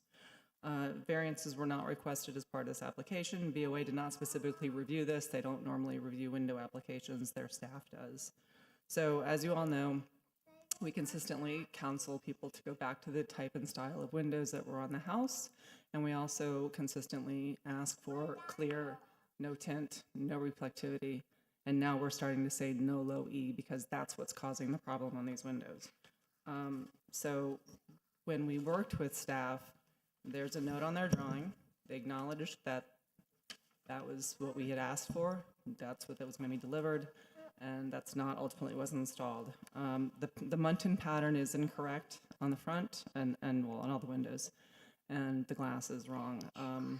So there was just, they didn't regard the permit as an actual direction. It was more of a suggestion for some reason. So that's why we're here. And we just, I wasn't going to approve that administratively. So they do have a presentation to make. I believe it's loaded right after this. So there you go. The floor is yours. Thank you. Thank you.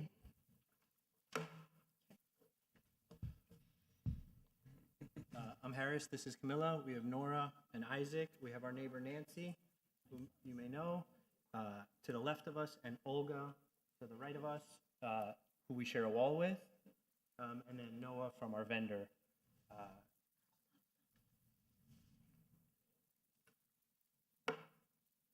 Let me keep going. All right, so we bought this house in 2021.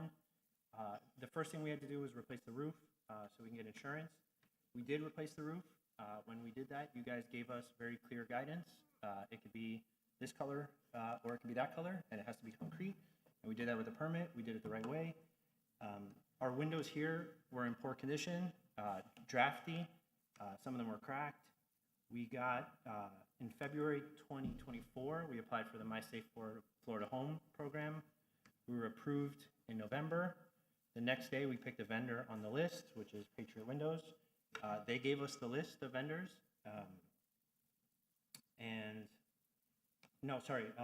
We were approved in February.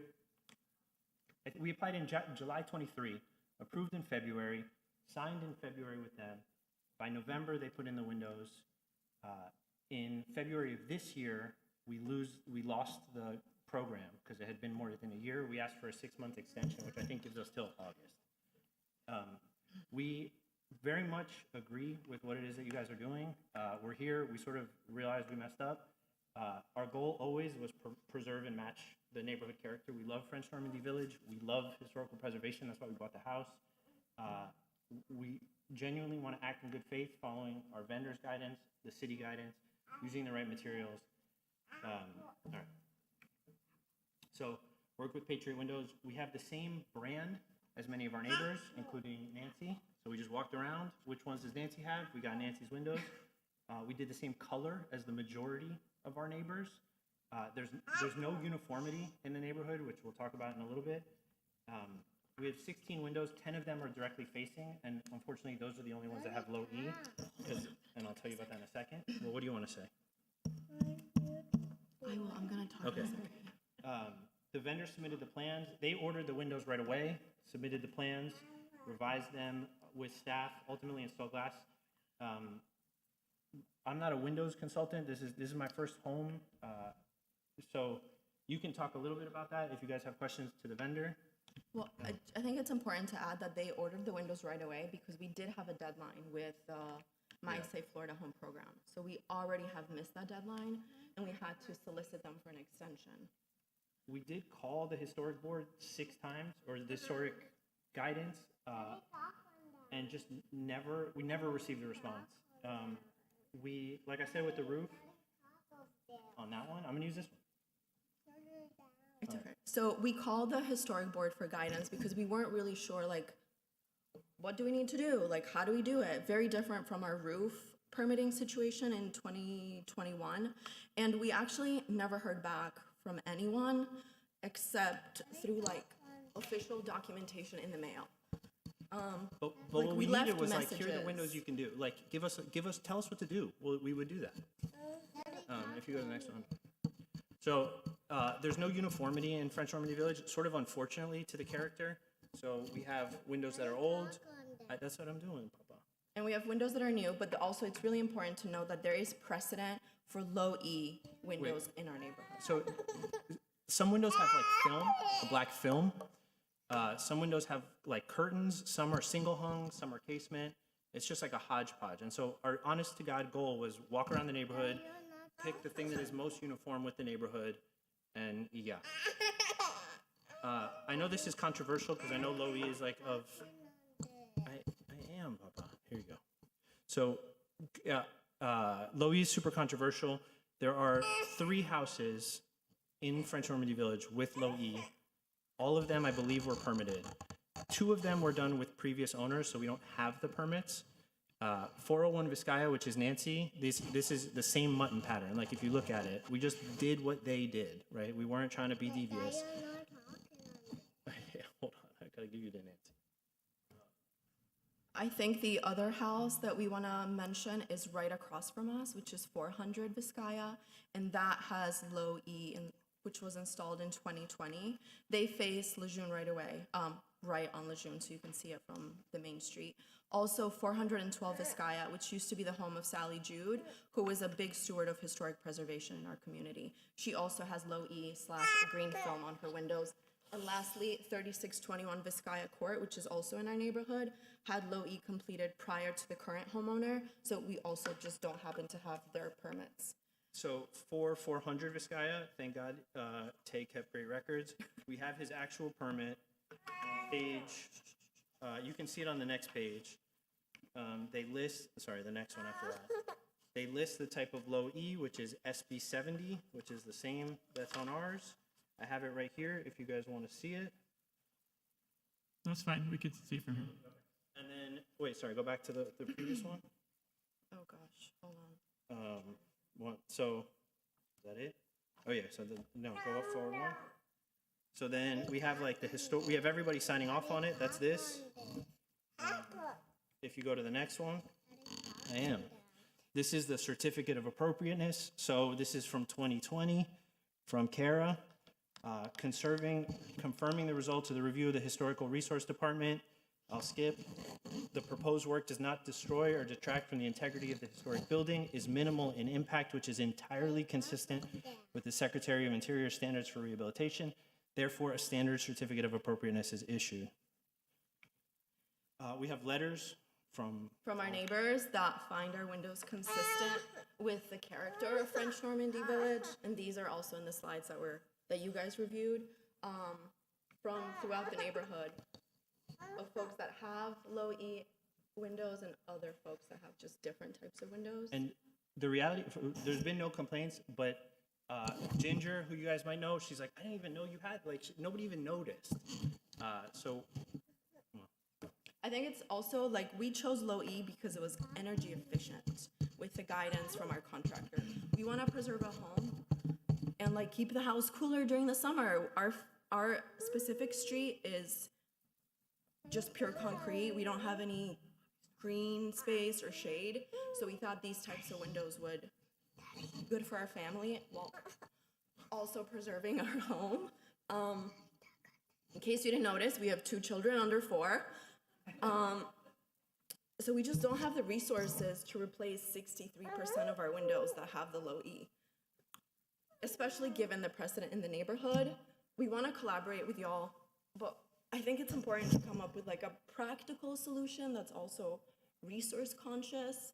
And with regards to the mutton patterns, we have no preference. We would literally do whatever you guys tell us to do. Well, I think it's important to know we actually don't know what you want, but we'll just do it. If I can say one thing, my windows are brown. Ma'am, name please? Sorry. Nancy O'Loughlin, sorry. I have my original permit here, and I just want you. Nancy, were you Yes, sorry. sworn in at the beginning? She was. I'm sorry. Did you swear in at the beginning? I'm sorry, yes, I did. I did swear. I'm sorry, apologize. I wear a hearing aid, so I'm a little. Anyway, I just wanted to say that I had the pleasure of working with Cara when I first bought my house in 2012.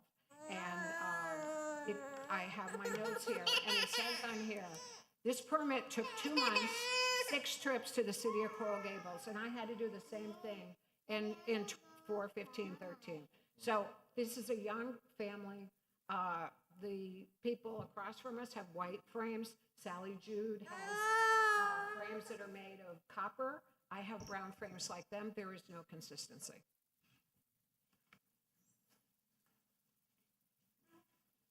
Thank you. Is that it? Yeah, I think that's it. Okay, thank you for the presentation. If you'd hold off, let me see if we have any questions for staff, and if we have any questions for you, we'll ask you to come back up. Sure. Okay. Thank you. I do have a question for Ms. Couts. Again, can you clarify the discrepancies between what was approved and what was put in? So what was approved was a tighter, for lack of a better word, tighter mutton pattern with more horizontals and clear glass, no reflectivity, no tint. I did also, if you had questions about their presentation, I can clarify any of the previous approvals. I I'm just happy had to that do one it. question. I don't know if the board has any other questions. Ms. Bing? I'm sorry, I'd like to have you clarify the discrepancies and how, there's so many low E. Can you put the PowerPoint presentation back And did up, I please? sign off on the inspections on any of them? Yes? Can you put the PowerPoint presentation back up, please? The inspections, not the permit. As we wait, can you also clarify the different points during the review that you are charged with reviewing them, like at application, at signing them off, visiting them in the field? What's the process? So that's while they're putting the Okay. PowerPoint back up. So what happens when an application is submitted with a permit? We review it to make sure that it meets our standards, what we tell people that matches what was originally there. Theirs did not, so we worked with them repeatedly. I have multiple emails. I marked up drawings for them to show them the mutton pattern that we wanted. They eventually got put onto the drawings as corrected, and that's what was signed off on. So after 5 submittals, we approved it, I believe, on the 6th. It goes into, they finish their permit, the installation happens, we come and do final inspection, and that's when we realize that what was on there is not what we approved. Please put the PowerPoint presentation back up. Coral Gables IT? While we're waiting, okay, so if there were 4 houses shown as part of the presentation, which may or may not come back, but 401 Vizcaya, all of the windows that were shown in that village have been installed for over a decade. Window glass, as you all heard at the last meeting, has gone through multiple iterations. We used to say clear glass, and that was understood as being clear glass. And then as window companies evolved, clear glass became one thing, but then they become, well, the glass is clear, but we're going to tint it. So then we started saying clear glass, no tint. And then now with other, like UV energy things, then we would say, okay, the glass is clear, it's not tinted, but now there's a film on it. And so now it's reflective. And now it becomes this, so now we say no, clear glass, no tint, no reflectivity. And now there is low E, which is sometimes both tinted and reflective, but the glass is still clear. So there's a loophole in the language that has caught up with us. So can you please put the PowerPoint presentation back up for this item? So without going back and looking at every permit for everything, I know 401 Vizcaya, what their windows were done in 2013. So again, 12 years old, not sure what happened there. It has a tint. It's more of a tinted bronze colored glass than it is actually a low E product. The one across the street, yes, they had windows installed in 2020 that we did a certificate of appropriateness for.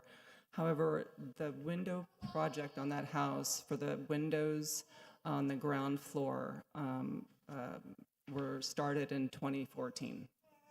And we specified clear glass. The permit says clear glass. The drawings say clear glass. And you all saw what was installed in there. They're not good windows. The inspection was approved by a previous employee of the department.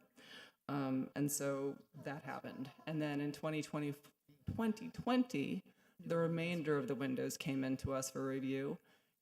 And rather than have two separate window applications on the house, which would have looked far worse, we allowed them to continue with what they had already done because we had approved it at the time. So yes, they were approved in 2020, would not have been the first choice of what we would have approved had they not already installed windows.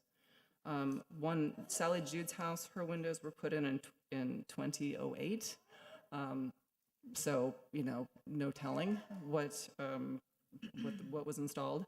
And then the one on Vizcaya Court is a non-contributing resource in the district, so we don't review them quite as the same way as contributing resources. That's a new construction infill project. So just wanted to clarify those for you all. Thank you, Ms. Counts. Do you still need IT to put up the presentation? No. Because we could be quiet. There we go. How about now? Thank you. Any other board members have questions for staff? I'm a little confused. Oh, go ahead. I'm a little confused, Car. You're saying that all the way that the plans came through for review 6 different times, you reviewed them and marked them up each time. And so the revised plans came back, you signed off on them, but what was installed was not on the plans. Correct. They do not match with the permitted plans. So they, from what it sounded like, they had ordered the windows before they permitted anything. So, and correct me if I'm wrong, if that's the case, but then why did we go through the exercise of me marking up drawings for windows that you already owned? Is a problem, frankly. But what was permitted is what we approved, and that is not what was installed. Okay, thank you. Just a question, just so I know like the sequence. On the plans that you approve, the shop drawings, do they specifically say clear window, low E, no reflective? Yeah. I'll show you. And because the one pattern I think can get fixed, that's, I think, right? I think from the most part from what I've seen, it can be adjusted. So really the biggest issue is the low E. Yeah. And it's, So, okay. so the note that they added to the drawings at my request, Same color, because we can add it as a color condition of clear. approval, but then that doesn't mean that the window company actually ever sees our condition. So I asked them to specifically put it on the drawings so that it's on there for everyone to see. So So, I guess my question for the window guy, why did you guys go with low E? No, sorry. So there's a question specifically. Please come up to the microphone. State your name, address, and if you were sworn in earlier. Noah Martinez. My address. Business address. I'm sorry? Your business address. 582 West 28th Street, Hialeah, Florida 33130. That's fine. That's Did fine. you swear? Were you sworn in earlier? Yes. Go ahead, Javier. Can you repeat the question, please? So, I mean, my question is if you get an approved permit that says clear window, no vent, how did the low E get ordered? How did that happen? So originally, before when we did the whole walkthrough and we originated the proposal, went over the contract and started that, the homeowners had My Safe Florida Home program, which gave us kind of a time crunch in order to process and order the windows. So our process typically is once we get a contract, we submit everything to our engineer just to make sure that everything is structurally sound, that we meet egress where needed, that the pressures meet the whole 9 yards. We order material, and then after the fact is when we got the guidelines and specifics of the window tint or the low E and the mutton pattern. So that's where that kind of fell through, is because the windows had already been ordered. There was the no way time to crunch. change the order to reflect. So it's not necessarily a tint or anything, it's actually a heat treatment that the glass undergoes through in manufacturing. Yeah, I mean, I think the problem is we just had one like this, what, last, Is for the anything Dutch? else for him, or? No, Thank that's you very fine. much. I mean, it's just tough, because, I mean, they're so strict on the clear glass, no tint, no reflective, and we had one come to us, what, last month? Every meeting. In the Dutch village, and it's, I mean, No, ma'am, you haven't been asked a question. Anybody, any questions, any discussion from the board? Any questions for staff or the owners? Okay, we have no questions. I'm going to open up for public comment. Does anybody wish to make a public comment at this time? I was not sworn in. What do I have to do?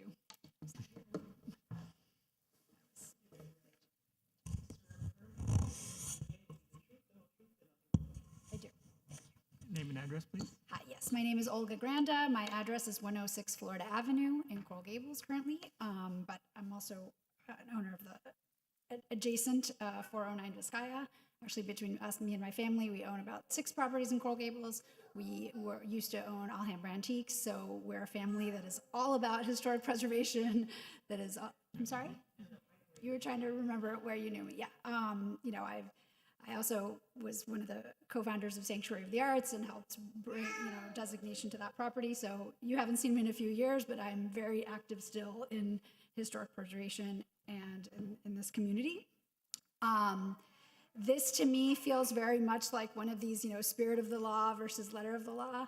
If you go see this house, this does not look like it's tinted in any way. It's certainly true that in the community, all the windows are different. Some people have aluminum, some people have, white, some people have the dark. I understand that that's because of when those windows were replaced, but that's the reality also of today's technology. Like Kara said, the language goes changing.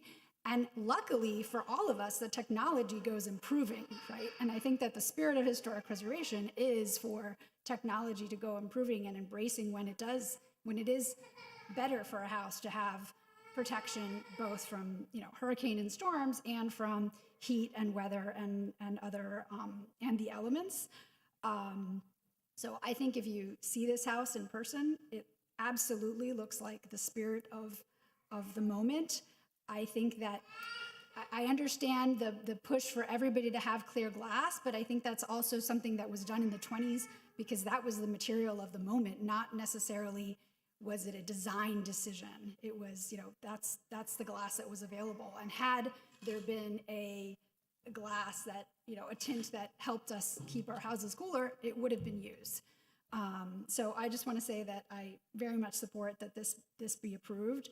And I live in a neighborhood right now, before moving to this house, that suffers very much from sometimes the weight of the reality of having to meet some of the historic preservation guidelines.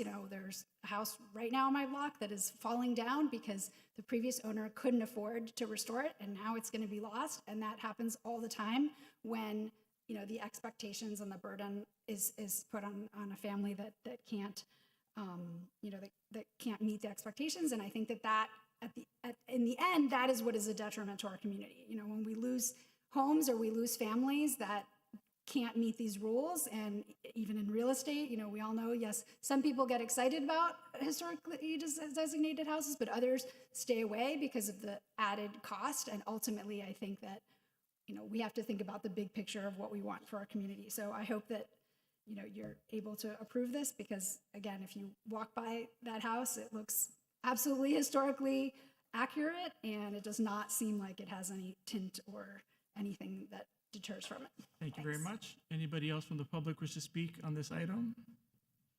Okay, closing public hearing, bringing it back to the board for discussion. Any further discussion by the board? My only concern is that there's so many low E. It's a village. It's a little bit different than a single family home because you really need to view that as a village. That village has kind of gotten away from us. I mean, even the paint is different whites, which is really annoying when you're driving past on Lejeune, I have to say. And sometime in the past, and I'm I used to be the preservation officer, and so I'm guilty of not doing a palette for that village and saying, this is the white you have to use, this is a window trim, and it just got away from us. I think that it can come back because in the future, when things change, they maybe can come more into compliance with each other. But anyhow, that's my only statement. I was very concerned about this village. Thank you, Ms. which I Everett. love. I know this village pretty well. I have a number of friends that live there now and a number of friends that lived in the past. I know, yeah. And anyway, and this is a very much of a mixed bag, even when you drive through, because some of the houses that were made to look old were actually built, in the 80s? I know Yeah. the architect very well. Yeah, and they fit in very nicely, but, and then on the other side of the street, they're kind of a couple just 1950s ranch houses. So, can the buttons be changed in these windows? That's my only question. Yes, the buttons can Ma'am, be. there's not a question for you. Thank you. Yeah, I think everybody understands, like, you didn't do it on purpose. Like, I know that wasn't the case. It's just like the precedent that it sets, like, for everybody. Remember, I'll remind every meeting. I know, it's every this is case a is individual, so, case-by-case yeah. basis, so let's make sure that we make decisions based on a case-by-case basis. Any further discussion? Yeah, Yes, Mr. Nang. I think that you all made excellent presentations, and my heart goes out to you. But looking at, even on a case-by-case basis, we have to be consistent, and there's certain rules and regulations that we have to follow.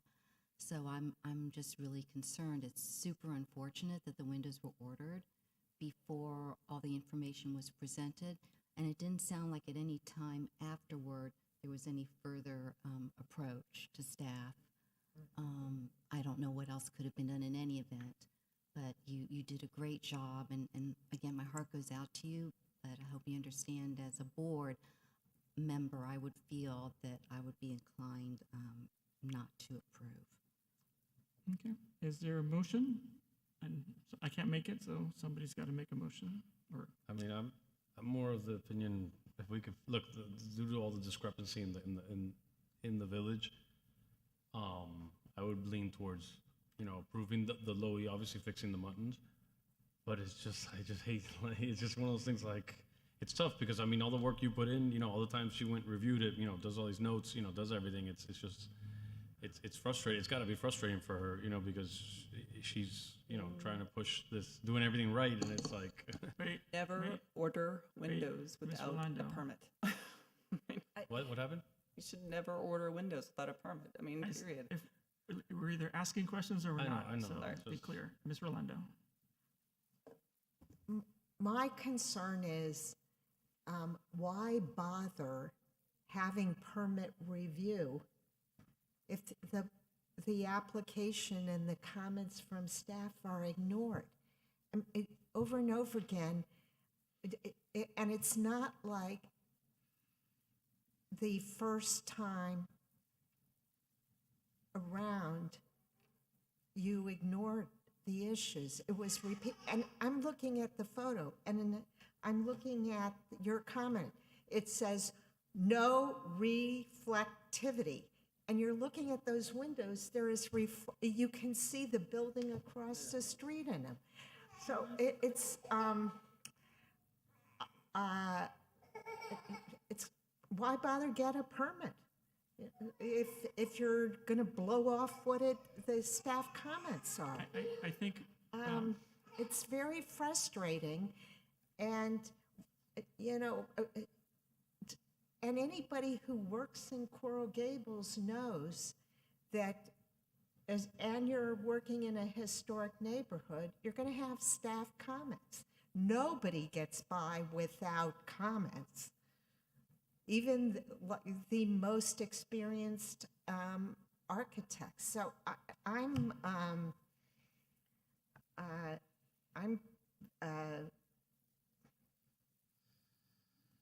inclined to vote no.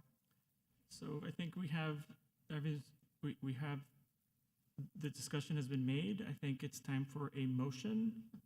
Regardless, you make the motion and it's either voted up or voted down. Ms. Couts. I would like to just inform the applicant, so you all know, that the full board of this board is 9 people. And our code, you have to, an approval or denial is 5 votes, regardless of the number of people sitting on this. So if at any point you would like to request a deferral until there is a full board present, you may do so, just because 5 out of 9 versus 5 out of 7. Wait, so it's an important statement. As a courtesy, we understand you don't have a full board. I think you've made your presentation incredibly clear. Your position is incredibly clear. What happened is incredibly clear. I think now it's up to the board. I think it's time for the board to decide to make a recommendation. Can I just make? I don't think we need any more. I really think you've made a great argument. I just want to respond to It's not a question. There was no question that was made. Is there a motion from this board? Yes, I can make that motion. Ms. Dene. I'd like a motion to deny the after-the-fact design approval for the installation of the impact-resistant windows and doors on the property, and to deny the issuance of a special certificate of appropriateness. Okay, we have a motion. Is there a second? Second. Second by Ms. Rolando. Any discussion on the motion? Okay, let's call the roll. Mr. Durana? No. Mr. Garcia Pons? As the chair, I should go last. Yes, Eve, please read the chair last. Mr. Maxwell is no longer here, so Mr. Garcia Pons is serving as chair. Okay. Ms. Spain? So this motion is to deny the windows, right? Yes. Correct. Deny and So deny. if I vote yes on that, then I'm saying that they should be denied the windows. That is correct. I'm voting no. 2 noes? What was that vote? No. Ms. Everett? No. Ms. Dene? Yes. Ms. Rolando? Yes. And Mr. Garcia Pons? Yes, the motion does not pass 3-3. Is there another, Madam City Attorney, should we try for another motion? Yes, please, if there's another motion to be made that someone would like to make it, please, this is the time. I assume it would be a motion to approve, but I'm open to other suggestions. Stephanie, can you explain to the homeowners what the implication is if it is still a tie vote? So I understood it to be a, what was it, 3-3 vote, correct? So if the item fails a second time, it would be automatically continued to the next meeting of the board, which would presumably have more people. Okay, But I'm open. I would suggest another motion be made if there's an alternative. I am open for another motion. I mean, I'll do a motion to approve, but, fixing the mutton pattern and allowing the low-E, due to, honestly, like reluctantly due to the other low-E windows in the village, and kind of like not having that uniformity there right now. Okay, As much as Historic did their job and they told. We have a motion to approve the after the fact, changing the mutton pattern and leaving the low-E. Questions on the motion? Any friendly amendments? Is there a second? So we have a motion and a second. A motion by Mr. Durana, second by Ms. Spain. Any discussion on the motion? Okay, let's call the roll. Ms. Dene? No. Ms. Rolando? No. Ms. Everett?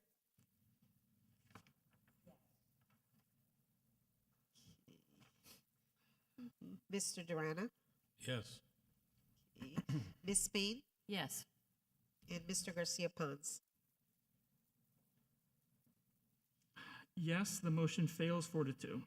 Okay, so we have 2 motions, failed either way. It's continued to the next meeting. Yes, so this item will be continued to the next meeting until a majority vote is achieved. So it would be scheduled for the July meeting, and we'll say that now for the public notice, that it's noticed to a date certain of July 10th.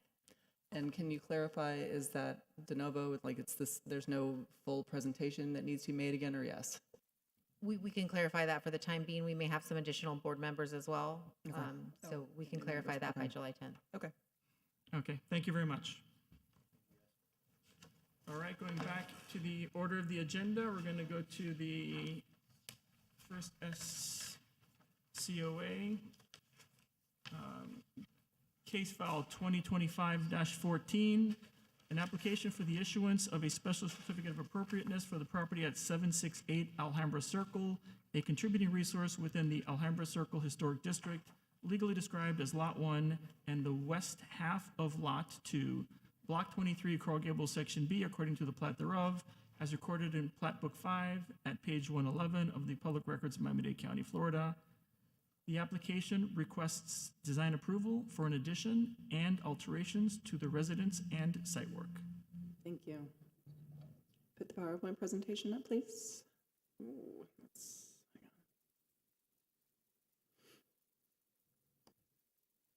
That's So not the house. that's not it.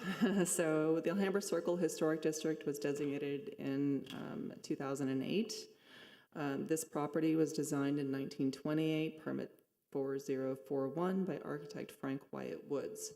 A two-story addition was made to the east side of the home very early on in 1941. I'm sorry, Ms. Kels, can I interrupt? Do we have the representative of the,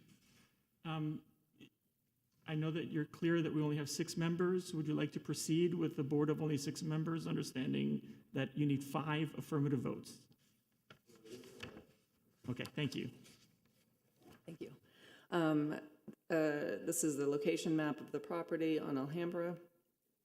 So on the left, these are both 1940s photos of the house, and what you can see is that this section was an early addition in 1941. So there was a very prominent front-facing addition that was done in 1941. Subsequently, a one-story addition took place behind that at a much later date, and I can't think of the date off the top of my head. So they are requesting approval for a second-story addition to the rear of the residence and alterations. As well, limited site work is also proposed. There are no variances that are requested as part of this application. It was reviewed by the Board of Architects with comments. The comments were corrected. City architect subsequently approved. The addition occurs at a portion of the home that's already been altered with this previous addition and is largely not visible from this front or side street. It's only tangentially visible from the side street leading to the golf course. We have very minor comments, 5 small comments as a condition of approval, but the architect is here to make the presentation. Thank you.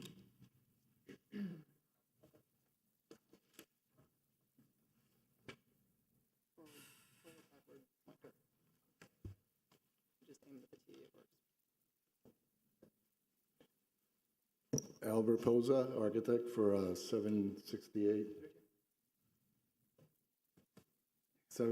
Alhambra Circle, remodeling, 2-story, as Kara mentioned, basically not seen from the street. We're bringing back a transom panel in the right side of the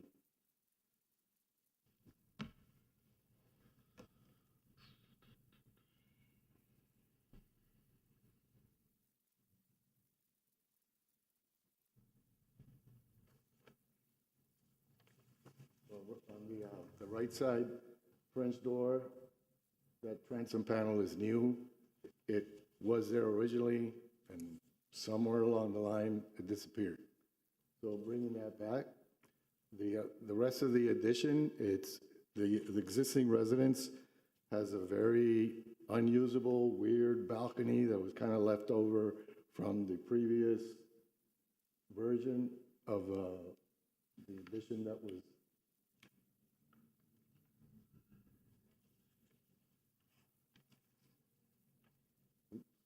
Whoops.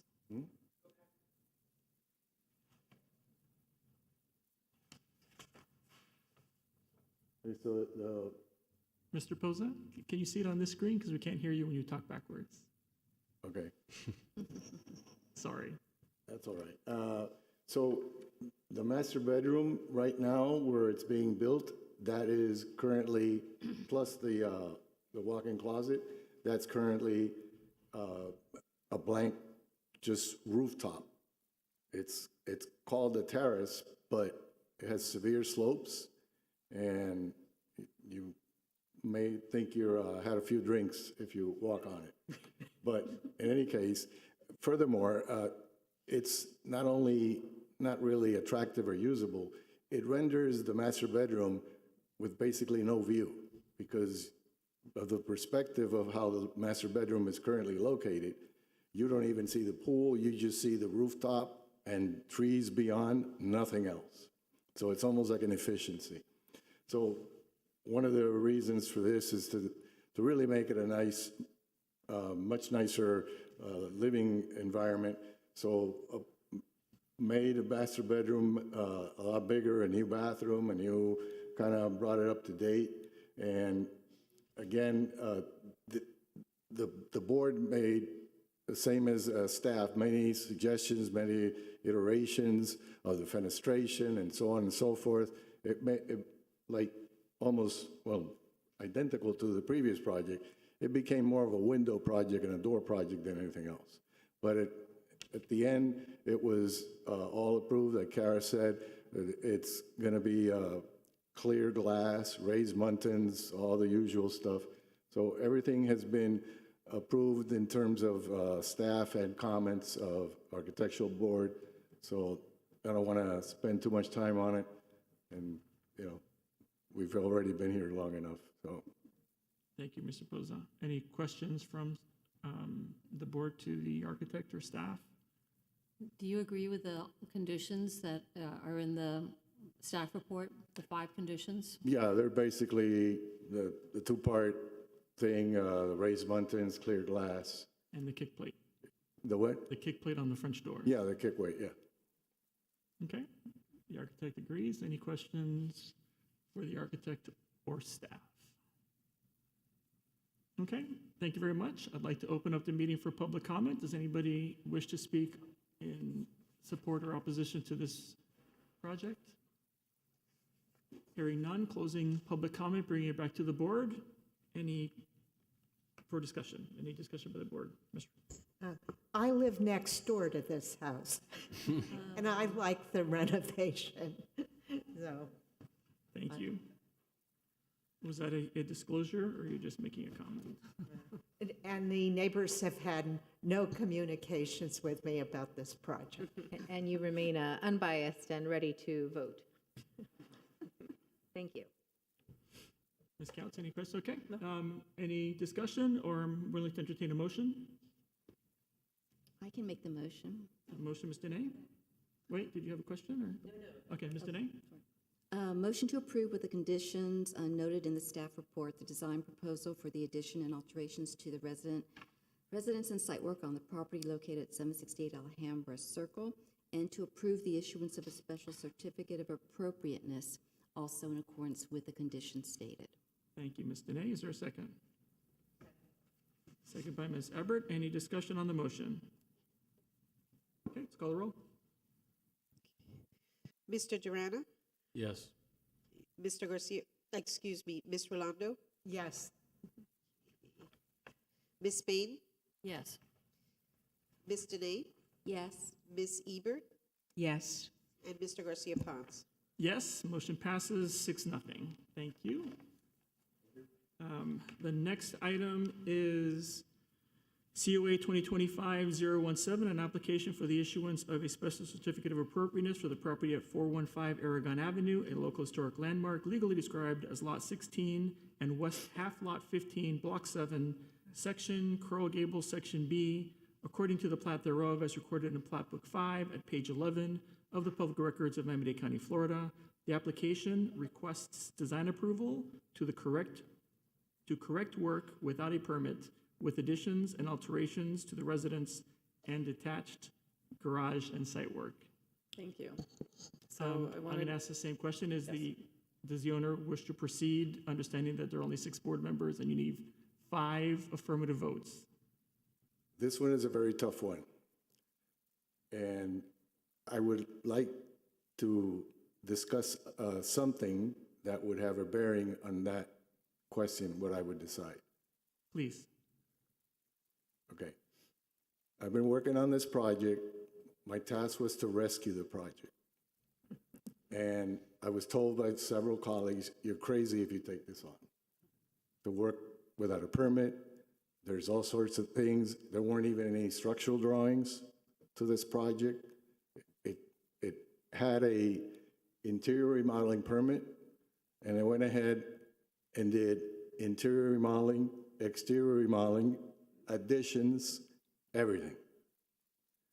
They were stopped, they were warned. I met extensively with Anna. I met with code enforcement. I met with the building official. I met with everybody before I took on the project because I didn't know really what I was getting into. Once I found out, I said, I can do it. Well, that's what I thought until I got some news this week. And I'm just going to give you a little history about this. I've been working on it since basically September, officially December. Met with Anna, initial designs, we tweaked it, we did this, we did that. We made it so that Anna would, for the record, Anna Pernis, the director of historical. So she helped me out. We designed it. We took it, and she said, okay, Albert, it's good enough. Let's go to the Board of Architects. We went to the Board of Architects. As somebody in the board said, no matter what kind of experience you have, the Board of Architects will always have comments. So they had comments. I addressed them. Anna looked at them. You know, they're not bad. They're making it better. Okay? We went back the second time around, and the board made a couple more comments. One of them is in the observations and staff recommendations. The comments were made. We went back. They, on the third attempt, they basically didn't even look at them. They just kind of figured, okay, we know you'll take care of them. And also went back because of the lot coverage. They forgot to officially put it on the record, and they didn't render the 10% that's allowed for extra. Because of a connector to a rear garage that has not ever been a garage, because you physically can only get a little smart car in there. Mr. Pozo, I'm gonna interrupt. I thought you had a question on. Okay, what I want to know is, if staff, because, and I'm a little upset about it, I met with staff at least 3 times. Kara is a fantastic plan reviewer. I am going to interrupt you now. So as the board, we don't speak for staff. We are separate. So. But what my point is, it's staff. The only thing that is for discussion right now is we have 6 members and you need 5 for an approval. Would you wish to proceed?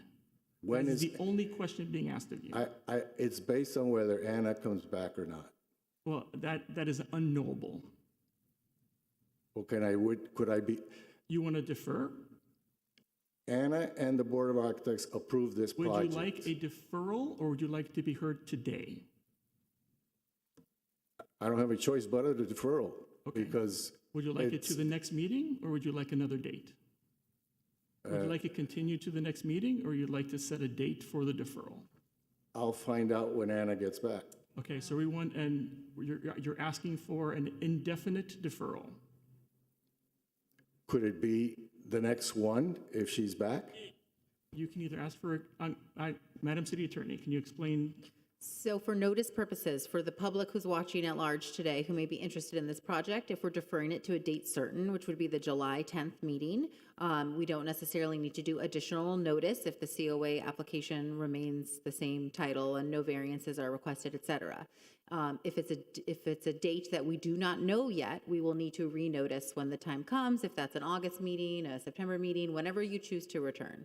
So at the moment, I think the question is you are requesting a deferral. If it's to a date certain, we will state it here during the meeting so the public knows. And if not, it can still be July 10th. You can determine that at a later time. But mailed notice and Could I ask posting a will be question that required. is applicable to the situation? How long is maternity leave? That's not an appropriate question to ask at this time. That's not relevant to the question at hand. You only have the one thing, either a deferral. Okay, I'll defer it indefinitely. Okay, thank you very much, Mr. President. Okay. Okay, we're going to go to the next item. An application for the issuance of a special, item 2025-13, an application for the issuance of a special certificate of appropriateness for the property at 1210 Sevilla Avenue, a local historic landmark legally described as Lot 12, Block 8, Coral Gables Country Club, Section Part 1, according to the plat thereof as recorded in Plat Book 8 at page 108 of the Public Records of Miami-Dade County, Florida. The application requests design approval for an addition to the residence. Thank you. So site map showing the location of the property.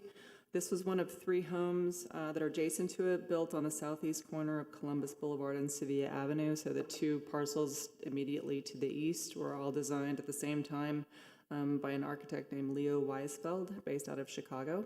The property was designated as a local historic landmark and received approval for an accelerated special certificate of appropriateness on April in 2019. The property was also designated as a Coral Gables cottage at that time. So this application requests approximately 126 square foot addition located to the west side of the residence, and it was also going to be attached to the back side of the existing carport.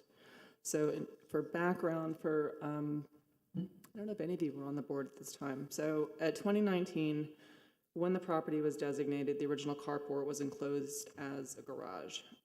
And the original detached garage structure to the rear had been converted into living space without permits. So at that time, the owner requested cottage designation in order to take advantage of some of these zoning code incentives that were offered in the zoning code to cottage designated properties. The designation as a cottage was contingent upon reopening the carport to its original form.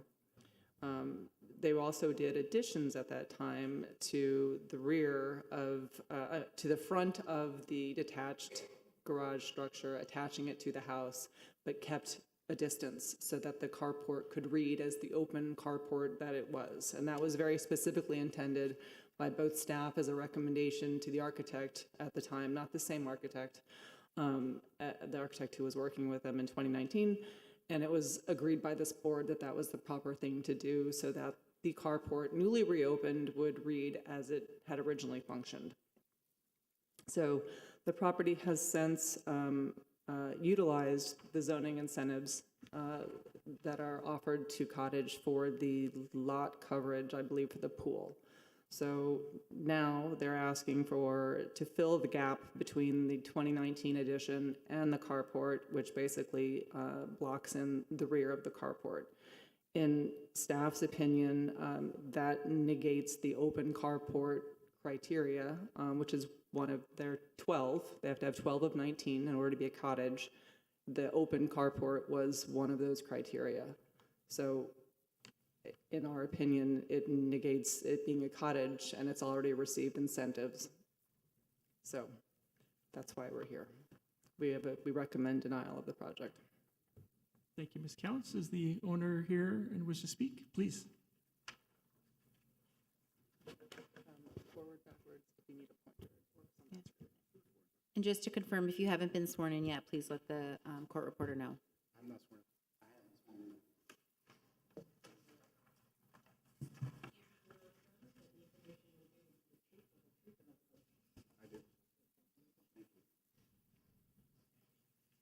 Name and address, please.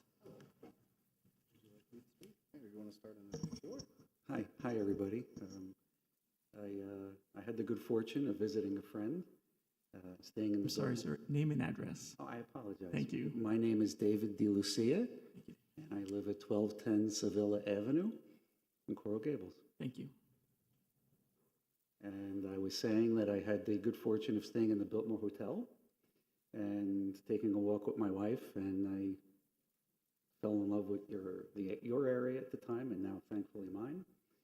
The vegetation, the trees, the houses, and quite frankly, when I go for a walk at night with my dog, the historic homes and your collective efforts to keep them the same for the next, hopefully, 200 years. My request is to, I spent a lot of time thinking about the request. I understand and truly value the historic cottage designation. And my hope is to add 100 square feet, which will have no visual effect to anyone walking by the home. I think that my neighbors, people like me visiting the area 5 years ago before I moved here with my wife, the feel of the home, the look of the home should remain the same. And so if I have a car, my wife has a car, if a car is in the carport and the car is parked before the carport going to the street, I personally don't see a discernible difference and a feel to anyone, which to me is the most, and I don't sit on a board like you folks do, but I felt that the feel of my request is appropriate. Quite frankly, I mean, I have my reasons for why I want to do it. I don't think it's a waste to the board's time to hear about it. I don't have anything else to say. Okay, thank you, David. Do you have? Yes. Dayron Garcia, 6920 Southwest 44th Street, Miami, Florida, 33155. And I'm here on behalf of Pedro Bravo, the architect, to present the project to you.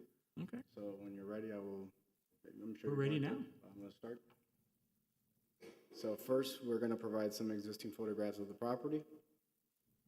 This is the front, the rear, some of the views of the carport, behind the carport, the side of the property. I wanted to provide to you what Kara was mentioning about the addition that was issued in 2019.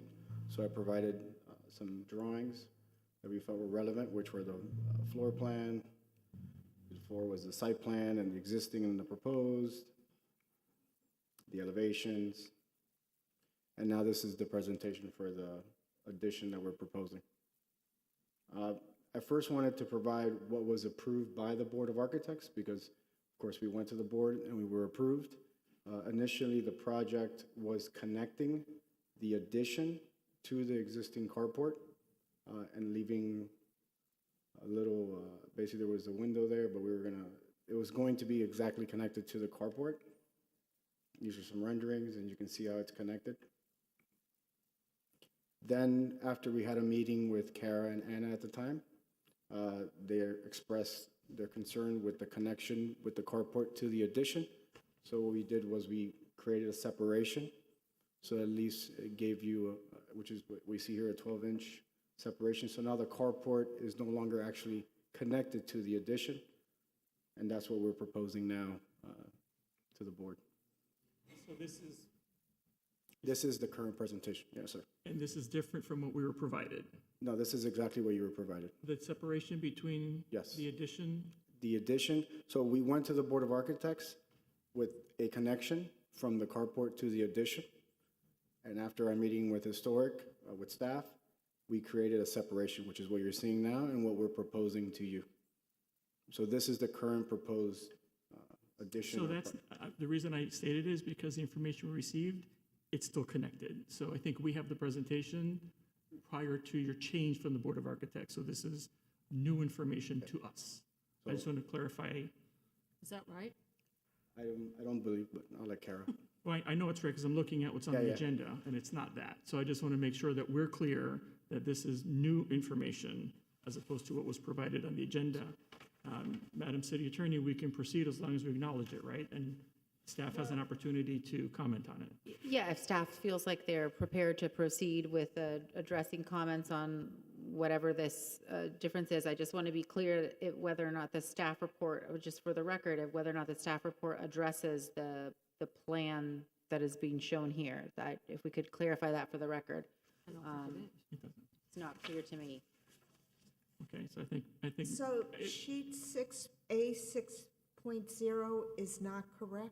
So I think we need clarification. What we are provided shows the family room attached to the carport. I know that the Board of Architects had a comment to separate it, but we haven't seen it as part of what was provided to us. If you look closely, there's a little line between the yellow and the hatched area, which now, they're now saying, based on the Board of Architects and discussion with staff, that they separated it some distance. And what we'd like to clarify is, has staff had an opportunity to review it, and do they have comments on it before we accept it? That were uploaded to the, we're not, That was for the historic. that's for historic board, it's the HIST permit that you all uploaded the drawings to. That's what I reviewed. So then that was. So it's what different. was- Yeah. Okay, so that's what was approved by the Board of Architects, which is the connection. When we met with staff, they expressed how Changed they did not like the connection, And so that- we And but proposed. those are not what we're looking at. So if, that might be our mistake if that was not what we provided, and I apologize. Okay, just But this is what we would like to. clarify. And you yes. did it based on what you understood was a recommendation from staff. That's correct, yes, sir. Please proceed. So then, these are the revised drawings to create the separation for your review and approval, hopefully. And I'll continue here. These are the, I'm sorry, never No, mind. let him finish. Go ahead. I'm almost done, just a couple more slides. I can't see how much of a He's gonna talk about separation- it now. It's a 12-inch, if you can see it clearly, but it's about a 12-inch, I'm not sure if I can zoom in, but it's about 12-inch separation between the addition and the existing carport. 12 inches? Yes, One foot. And then you can see the side elevation here. These are the renderings, which show the separation. More renderings. And that's the end of this. Can you go back to Yes, the- ma'am. One more. Yes, of course. One more or leave it there? One more. Ms. Hubbard. No, that's what I was going to ask him. Can you show that next one of the three photos? Of course. Yes, okay.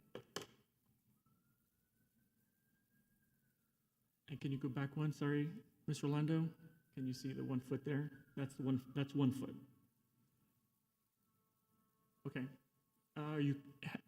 Is your presentation concluded? Presentation concluded, yes. Thank you. Any questions for the architect or staff? Kara, are you okay with the 12-foot? So I remember this house very well. With the, I'm sorry, I was looking at something else. What's the distance? 1 foot. 12 inches. It's a foot. I mean, it's clearly separated. You can see a window, so it's obviously a different building. Can you show me the front? I mean, does it look the same as with the other one? So the front's gonna be the same. Yes, it's the same.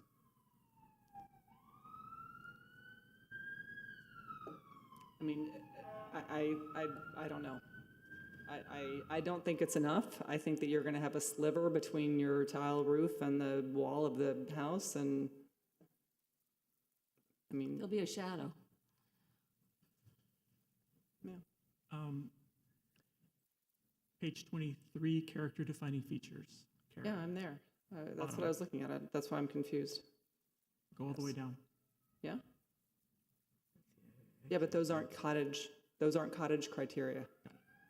Okay, so I had a question for staff regarding the cottage criteria and the very specific 12 the 12 criteria that were used to establish this as a cottage, which allowed for the things that you were able to do. And I just asked for clarification, and I just got it. We have that. Okay, thank you. Any questions again for the architect or staff?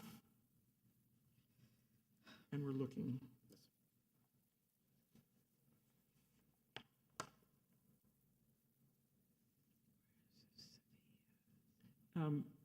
I'll ask one, and I think it was stated by both of you, but I would like even further clarification. So, Ms. Couts, the approval, the other approval that really clearly has a section on the importance of the pro cochere and what's the proposed restoration, allowing it for the additional credit of whatever that is to do the development. What were they allowed to do with the opening of the porte cochere that they would not have been allowed to do if they didn't open the porte cochere? It has to do with if you're allowed, I should have brought the criteria. I have it here. So you're allowed an increase in percentage of lot coverage. And is that what was used here? Correct, for the pool.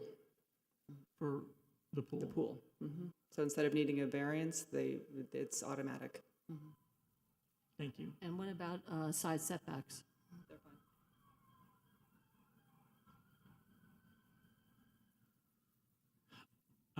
Okay, if there are no questions for the architects or the owners, I will open it up for public comment. Does anybody in the public wish to speak on behalf or against this, in opposition of this project? Hearing none, we're closing the public hearing, bringing it back to the board for comment. Thank you very much. Come on, folks, this is the last one. Well, I would definitely have agreed with the staff report to deny this if it was attached, because that would have eliminated the 12th characteristic that made it a cottage, and they've already taken advantage of those incentives, which is why now cottages are now designated. When I first started with the city, they weren't designated, and they just got those zoning incentives, but then there was no one on staff because Historic never reviewed the properties. And so they got the incentives, but then they sold it to somebody else, or they eliminated all the characteristics, and so it was just impossible. So now they have to be designated. I think there's going to be a shadow to show that that's a separate building back there. Yeah, I think it's in the spirit of, if I were looking at this now and trying to see whether I would designate it as a cottage with that 12-foot gap, I would say yes. 12 foot, 12 inches. 12 inches. 12 inches, yeah. Thank you, I'm Yes. old. But I would designate it as a cottage because of that gap, so I think I'm comfortable with it. Thank you, Ms. Spain. Any other comments, thoughts? And as I saw, as I saw in the renderings, there's a window, right? Yes, so that when you're looking through the port, you're looking at the window now, and so it definitely allows you to see that space. You know that there's that one, that one. Was there not a window there before? I thought it was. Was it blank, or was there there's an existing window there? I believe the But way in existing the window back. is set back further, the Right. existing window? Is there an existing window on the property now? There is. The room behind it has a window already. Okay, It's just further away, right. More than 12 inches. more than 12 inches. Thank you, Ms. Everett. Any other thoughts, comments? Okay, It's since just- Okay. It's Mr. interesting Durana. because had you presented to me with that 12-inch gap, I would have said connect it. It looks weird. But I see the reason, obviously, to keep the, it's I guess semantics. The cottage. So I'm okay with it. I just think you're gonna have a hard time when you get up to that second part and you're gonna put the roof in. How you're gonna get that fascia board and all that up there with like the 12 inches? But I don't know. You'll figure it out. Inches. All right. Would anybody like to make a motion?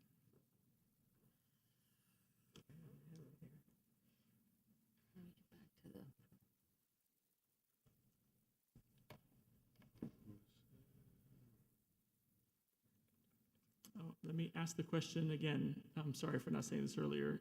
There are only 6 board members here today. You need 5 affirmative votes to proceed? Yes.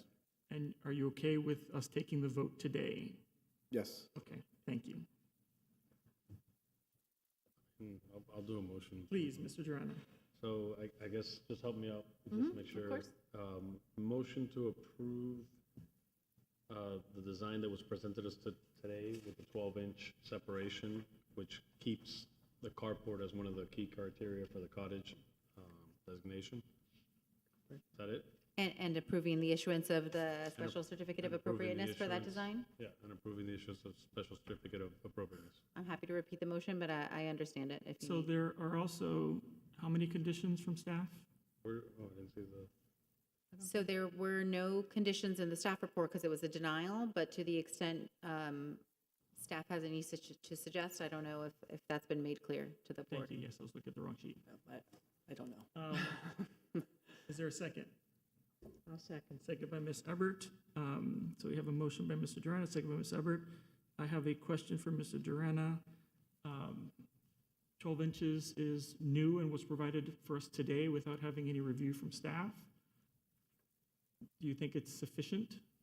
I mean, technically, it's really letter of the law. It is not attached. I mean, I think staff should have an input if they want to, if you want to make it 16 inches, 18 inches, I mean, I'm okay with something like that. I do want your input, like obviously.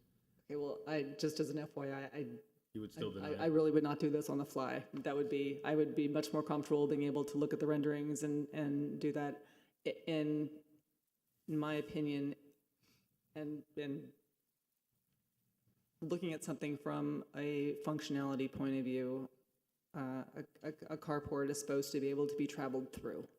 So there's a depth behind it that's visible, which is why we're recommending denial, because there needs to be the pass-through element of it, which you're taking away. So it cannot be attached. I mean, in that, in my opinion, completely negates the. Right, So but this it is more of a wiggle room, but I'm not it's- sure it's sufficient, but it's up to you all to interpret that. But the previous one had 10 feet. I don't, what's the length of a car? I don't even know. Well, you can't get a car through it, but there's light at the end of the tunnel. Let's put it. There's sunlight and separation. So. No, I get it, yeah, there's just a clear distinct. I can make a comment. I'm a little concerned procedurally because we've all just kind of become aware of this.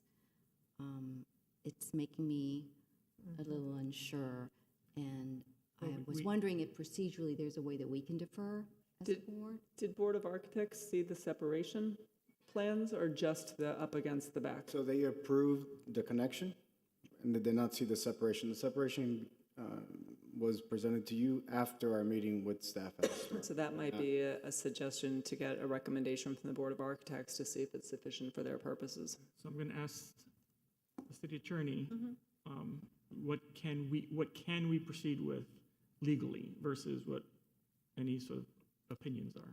So especially if the applicant is willing, a deferral or a direction to go to the Board of Architects and return is appropriate. You could certainly vote, as we have a motion and a second pending. I'm just trying to pull up the provision here about quasi-judicial orders of procedure. So to the extent that this is a different application than that was presented, and to the extent that excuse me, I'm just reading from this provision here, that copies of all documentary evidence and written summaries of expert testimony in a quasi-judicial proceeding shall be submitted to the clerk of this board at least 5 days prior to any hearing. In the event that any documentary evidence is proffered at a public hearing which was not submitted in accordance with this subsection, the chair, at the request of the manager or staff, may ask for a reasonable continuance to allow the opportunity to review and respond to the evidence that was not timely submitted. So I haven't heard that official request yet, but that's the provision in our code, Ms. Dunege, for addressing new provisions. However, if you feel you've received substantial competent evidence and can make a decision based on substantial competent evidence of the presentation today, you are more than welcome to proceed with a motion. Thank you. So I With think those findings. the key is may. I haven't requested one. We had a conversation. There is a motion, but I just want to make sure before we proceed, if the person who made the motion would like to listen to perhaps Ms. Danae's comment, or wish you just proceed and vote. I just want to make sure that we're voting on the right thing. We can listen. What's the? I think. Oh, I was suggesting, and I understand procedurally that the chair can request that we defer until the following meeting and/or So with just to clarify, instructions. it's staff who can request of the chair a continuance for the chance to review that thank you. information. But as always, this board, especially if the applicant is willing, can defer or continue this item to the next meeting. If they think there's additional information they want to get in the meantime, this board can defer the item. Or we could proceed. Or you could proceed, of Right. course. Yeah, I'm just not, I will just let everybody know, I'm not comfortable right now, so I would probably not vote in No, favor at this you'd be time. forced to vote. But I'd be forced to vote, but I wouldn't vote in favor at this time. So if it went back to the Board of Architects, and the Board of Architects said, no, it's crazy, you know, they need to be connected, and that's a recommendation to this board, we're in the same boat. Or they say make it 2 feet, so it's more of a separation that makes sense. I mean, that's the other alternative. The reason I asked is we can also make that recommendation. So if we all believe that technically it's meeting the criteria of not being attached. Now, the question as board members is we can make a condition on the separation. Now, we may not have enough information to make it, but if we do, we can make it now or send it back. So that's why I just wanted to stop before we voted. This is a technical issue, so to the extent there is wiggle room to be played with and worked out with staff, a separation of at least this with a maximum amount, I don't know if there's Kara, I don't know if that makes you comfortable or if the applicant would be willing to accept that as a condition, but if there, I think you could condition the approval of a minimum separation with an amount to be determined with staff, if that's helpful or not. Thank you very much, Ms. Ebert. Wouldn't a change like this have to go back to the Board of Architects anyways? No? Okay. Normally, it should have gone to the Board of Architects with what comes before you, but you all, they're a recommending body to this board. You all have final say. Mr. Durana. I mean, I would say, I would like for you guys to sit with Kara, give her some time to look at it and come to a comfortable position on the separation. If she says no to the separation, I guess it would come back to us. Correct. And then we would have to make the deciding vote. So I would just, Okay with that, or do you want? I would just note, you're either going to approve a minimum separation if you're not approving, I guess we would approve a minimum. because otherwise then you haven't approved anything and they'd have to come back anyways. You can keep the minimum of a foot and work with staff, or you can propose but the another thing is, number. staff may want more. But you can approve a minimum and work with staff to find a solution. Yeah. Or provide another number, because I'm sure the architect and the owner would be amenable to working with staff. I think that's a good I'm idea. uncomfortable approving a separation that we haven't even seen drawings up close, and not having a staff recommendation for, based upon the revised plans. And we haven't received from staff any recommendation. Obviously, Cara's not comfortable with a foot. No, she's not comfortable with the attached. That's the denial was based on the attached. This is new information, so she Okay. hasn't stated for the record that she's not comfortable with the foot, unless she has. She's not But I don't want to put her giving on an the, I don't want to put her on the Well, hook, although we is a would foot like a enough? recommendation from Is staff. 6 feet enough? That to me is the problem with throwing something up and are not having the opportunity to review it ourselves, nor review feedback from staff. And the design professionals on this board may feel more comfortable, but I'm not. So I'd like to have the input from our preservation resource officer, or defer. I'm just not comfortable with what we've got. And so I'm okay with deferring. I'm okay with saying no.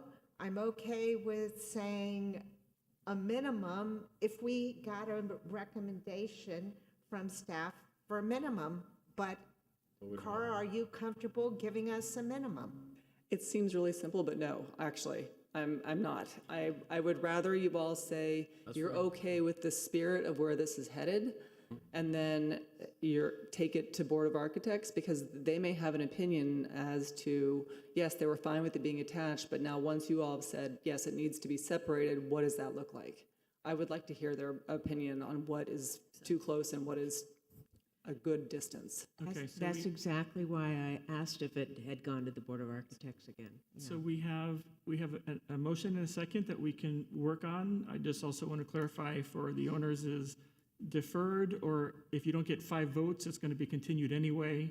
So it's a little bit different. So I'm going to ask the maker of the motion, would you like to proceed with the vote? Because it's up to you. I mean, it's not going to pass. So. No, we don't know. Oh, no, we have 2 no's. We don't know anything. There's no, there has been no polling, Okay. just to be clear. Would you like to continue with the motion, or would like to? I mean, I think we should switch it to a deferral. I mean, I think, So would you like to withdraw your motion? yes. I would like to Okay. withdraw the- Then So- that being said, staff would like to defer for more time. So do we need to do anything else other than do they both need to withdraw, Ms. Ebert and Mr. Durano? No, the mover has deferred, and I see consent on the removal in any Okay, case. the motion has been withdrawn. Do we have a recommendation from the board? I would like to hear it again. I mean, for me, I'd be fine just staff working out, but I think it seems like staff wants Board of Architects' opinion also, so I'm, at the end of the day, I'm good with what staff suggests, so. So I guess that means they're going to the Board of I Architects. want to hear it, guys. Board of Architects? I'd like to make a motion to defer this so that it can go to the Board of Architects and work with staff on what the separation is. Thank you, Ms. Bain. That's a motion. Is there a second? I'll second that. Second by Mr. Durano. We have a motion by Ms. Bain, a second by Mr. Durano to revert this item to the Board of Architects for their input on the separation of the porte cochere. Board of Architects and staff. May we call the vote, please?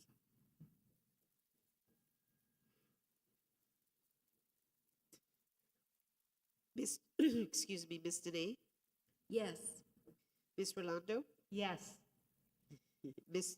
Ebert, Yeah, yes. Ms. Spain, Yes. Mr. Durana, Yes. and Mr. Garcia Ponce. Yes, motion passes 6-0 to go to the Board of Architects. Thank you very much.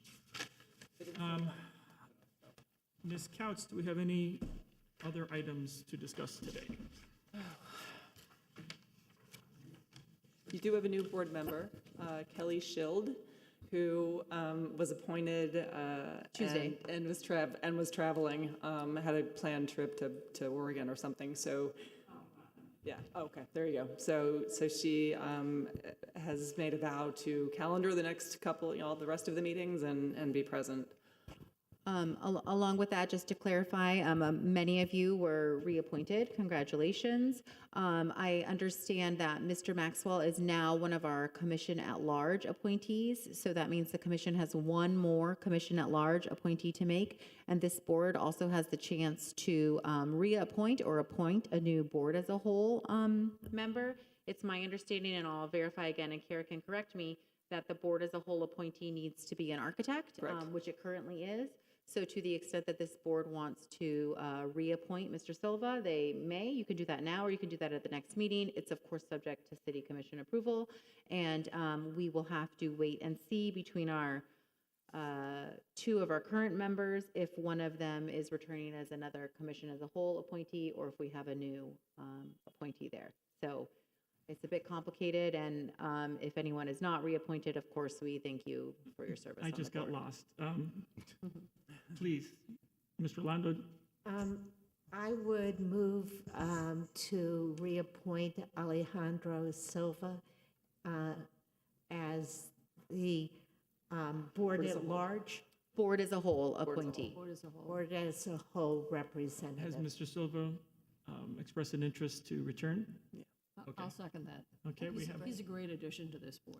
We have a motion and a second by Ms. Rolando, Ms. Spain. Any discussion? Okay, let's vote on it.